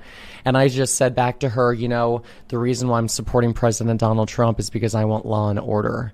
And I want to make sure that we're upholding our laws and defending our police. I really went in on the law and order since that clearly was important to her. But it just shows me those shy voters exist. And she's the suburban woman that doesn't want Antifa or BLM burning down her city. They're out there. They found that 11% of Republicans were worried about sharing their true opinions. Yeah. I'm sure it's more than that. I think it was 10.5% of independents were scared and 5.4% of Democrats were scared. All in all, with the entire voter base, they said it was around 10.1% were 10.1% of the shy vote were Trump supporters. Or I got to be very careful with language because I think it was something like 10% of the Trump supporters were saying they weren't voting for Trump. That's basically okay. So I don't know if this look, man, the polls right now have Biden like ridiculously up. It's just insane. And I got to be real. If Donald Trump wins with polling where it's at right now, like if it stays where it is, it will be probably one of the most insane historical American presidency upsets ever. It won't stay the same. For sure. I think as we get closer to the election, things will change. But I feel like the media is going to come out and be like, we did a new weighted poll and Joe Biden's up 73. Donald Trump's at 1% approval and the rest is all Joe Jorgensen. And people are going to... I'm exaggerating, obviously. Joe's going to win Utah. Like they did with Gary Johnson. No, like they did with Evan McMullen. Remember when they said that he was going to win Utah and they had that pipe dream? The wait for those theories are going to come out. It's going to be great. Crowder was asking, are polls actually just propaganda? I think it was Crowder. Yes. Or are they actually referencing what is coming? I think they are propaganda. They are. Well, it's a fact. Several studies have been done. There's a large faction of people who will vote for who they think is going to win. So when the polls keep coming out saying it's Biden, what they're trying to do is just convince. I think the polls, for the most part, there's no conspiracy, but there are weighted polls where they're very clearly favoring Democrats. That sounds like a conspiracy. I think if a media company is doing a weighted poll, like, look, there's Democrat pollsters. That's not trying to make it look like a Democrat's winning. So but they do that all the Democrats time. They're manipulating. They're conspiring to get people to vote Democrat. Conspiracy 101. So I think what ends up happening is if Joe Biden if the media keeps saying over and over again he's winning, then they're trying to demoralize Trump supporters, which I don't think will work because it has the opposite effect. Right.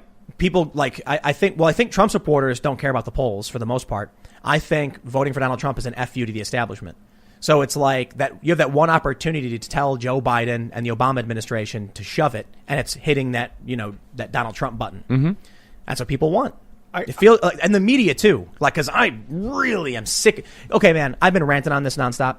Brian Stelter of CNN is claiming now on mainstream cable television that there is a government conspiracy between the military pilots, the Secret Service, all of the doctors at Walter Reed, Donald Trump, his staff, to cover up that he's actually really sick Even though the president walked out of the hospital of his own volition and then waved to everybody. Then what happens? The Guardian puts out a video and they're like, Donald Trump is gasping for air. And it's Trump just going like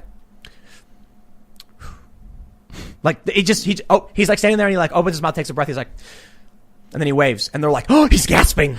Wait, aren't these the same people that criticize him for having 2 scoops of ice cream? Yeah. Well, that was supposed to be tongue in cheek, but the problem is many of them ended up taking it seriously. Seriously. So so it was funny because there's a woman at CNN who does kind of jokey segments. And she was like, Donald Trump gets 2 scoops of ice cream while everyone gets 1. It's supposed to be silly. But then you ended up with, like, I think Don Lemon did a segment about it. He's like, did you see this? 2 scoops of ice cream? Oh, gosh. Did you see the salt shaker one? No. Where they were like, Trump's salt and pepper shakers are bigger than everyone else's? Oh, yeah. What? Oh, my gosh. I can't believe that stuff, dude. The CNN challenge is to turn on Fox News during a major international news story and then flip to CNN. So I did this several times. It's like I turn on Fox News and it's like riots erupting in Iran. The government says this, and I'm like, CNN. Well, but Donald Trump was saying, and I'm like, okay. Then like a week later, I turn on Fox News and they're like, storms are coming this season. We can expect major flooding. I'm like, it's the weather, but the weather's important to people. Turn on CNN. Well, when Donald Trump said, that's the CNN challenge. You turn on CNN, it is just Donald Trump. But anyway, here's my point. Unhinged conspiracies about a government cover-up. If there was a cover-up of Donald Trump's health, that would mean the doctors are in on it. The AP photographer who took pictures of Trump was in on it.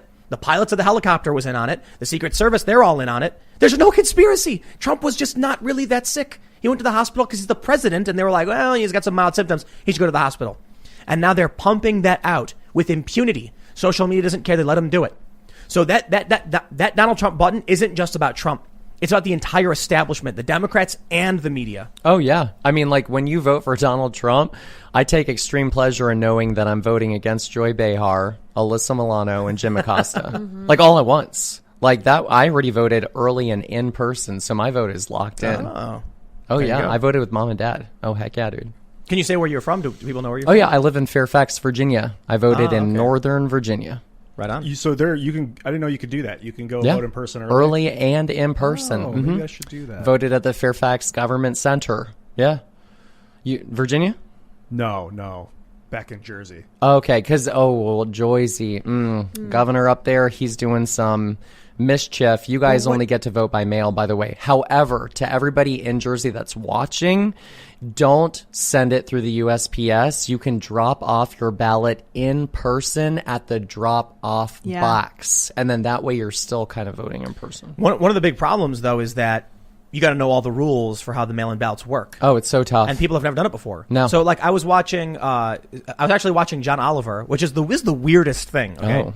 No. Well, yeah. when you walked in, I was watching the Gravel Institute. You see, True. I watch what the left is talking about. I watch The View sometimes. Well, I feel sorry for you. You're enduring very serious trials and tribulations for the American people. I respect that. Anyway, what was I talking? I was watching John Oliver, and he talks about how some of the ballots have a secret envelope. You put it in, and then put the secret envelope in another envelope, and most people have no what? Doesn't make sense. So, interestingly about the John Oliver thing is that he's ragging on Trump, but then talking about how mail-in voting was broken. He was like, 500,000 ballots rejected, and this is why it's so important. And I'm like, yo, that was the Democrats. The Republicans said don't do it. It's broken. So who are you mad at? He's like the lost stepchild. Not there's anything wrong with being a stepchild of Jon Stewart. So there's some semblance of legitimacy to him. They took Jon Stewart, and then they made a Jon Stewart mold of this, here's Jon Stewart's formula, and it's not. You know what really offended me about the John Oliver segment?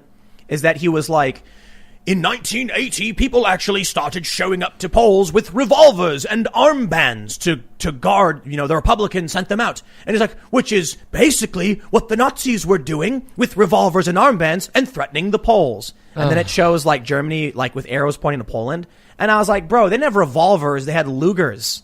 Come on, get your guns right. I'm not even a gun person. I know that Germans had, they weren't using revolvers back then. It's an impressive weapon. But the jokes fell flat, to say the least. But, I guess long story short with that segment is I saw this lefty dude who posted it, and I was like, I don't understand who you're mad at. Like, you watch this segment, and he's basically saying mail-in voting is completely, broken. Bro, that's your fault. You keep screaming that Donald Trump is claiming the election's going to be, fraudulent or, improper or inaccurate. He was right. Now John Oliver's complaining about it. Okay, fine. Let's play the game.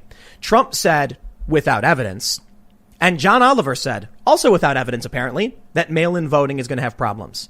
Because if you're telling me that Trump said it without evidence, then why are we giving a free pass to John Oliver? How about this? Whenever Donald Trump says it, put a little asterisk and then show the clip of John Oliver saying exactly it. Just tweet that out. Like, here's Trump, and then right underneath it is John Oliver like ranting and showing you the same thing. Maybe then people will get it. Will understand it's all broken. Thanks for checking out this clip from the Timcast IRL podcast. We do the show live Monday through Friday at 8 p.m. So come back to check us out when we go live. Don't forget to subscribe, hit the like button, hit the notification bell, and we are also available on all podcast platforms for free if you want to listen to us there. Thanks for hanging out, and we will see you all next time. N3 Radio is a non-profit teaching platform for non-professionals. Copyright disclaimer under Section 107 of the Copyright Act of 1976. Allowance is made for fair use for purposes such as criticism, comment, news reporting, teaching, scholarship, and research. Fair use is a use permitted by copyright statute that might otherwise be infringing. Non-profit, educational, or professional use tips the balance in favor of fair use. N3 Radio. In the mix.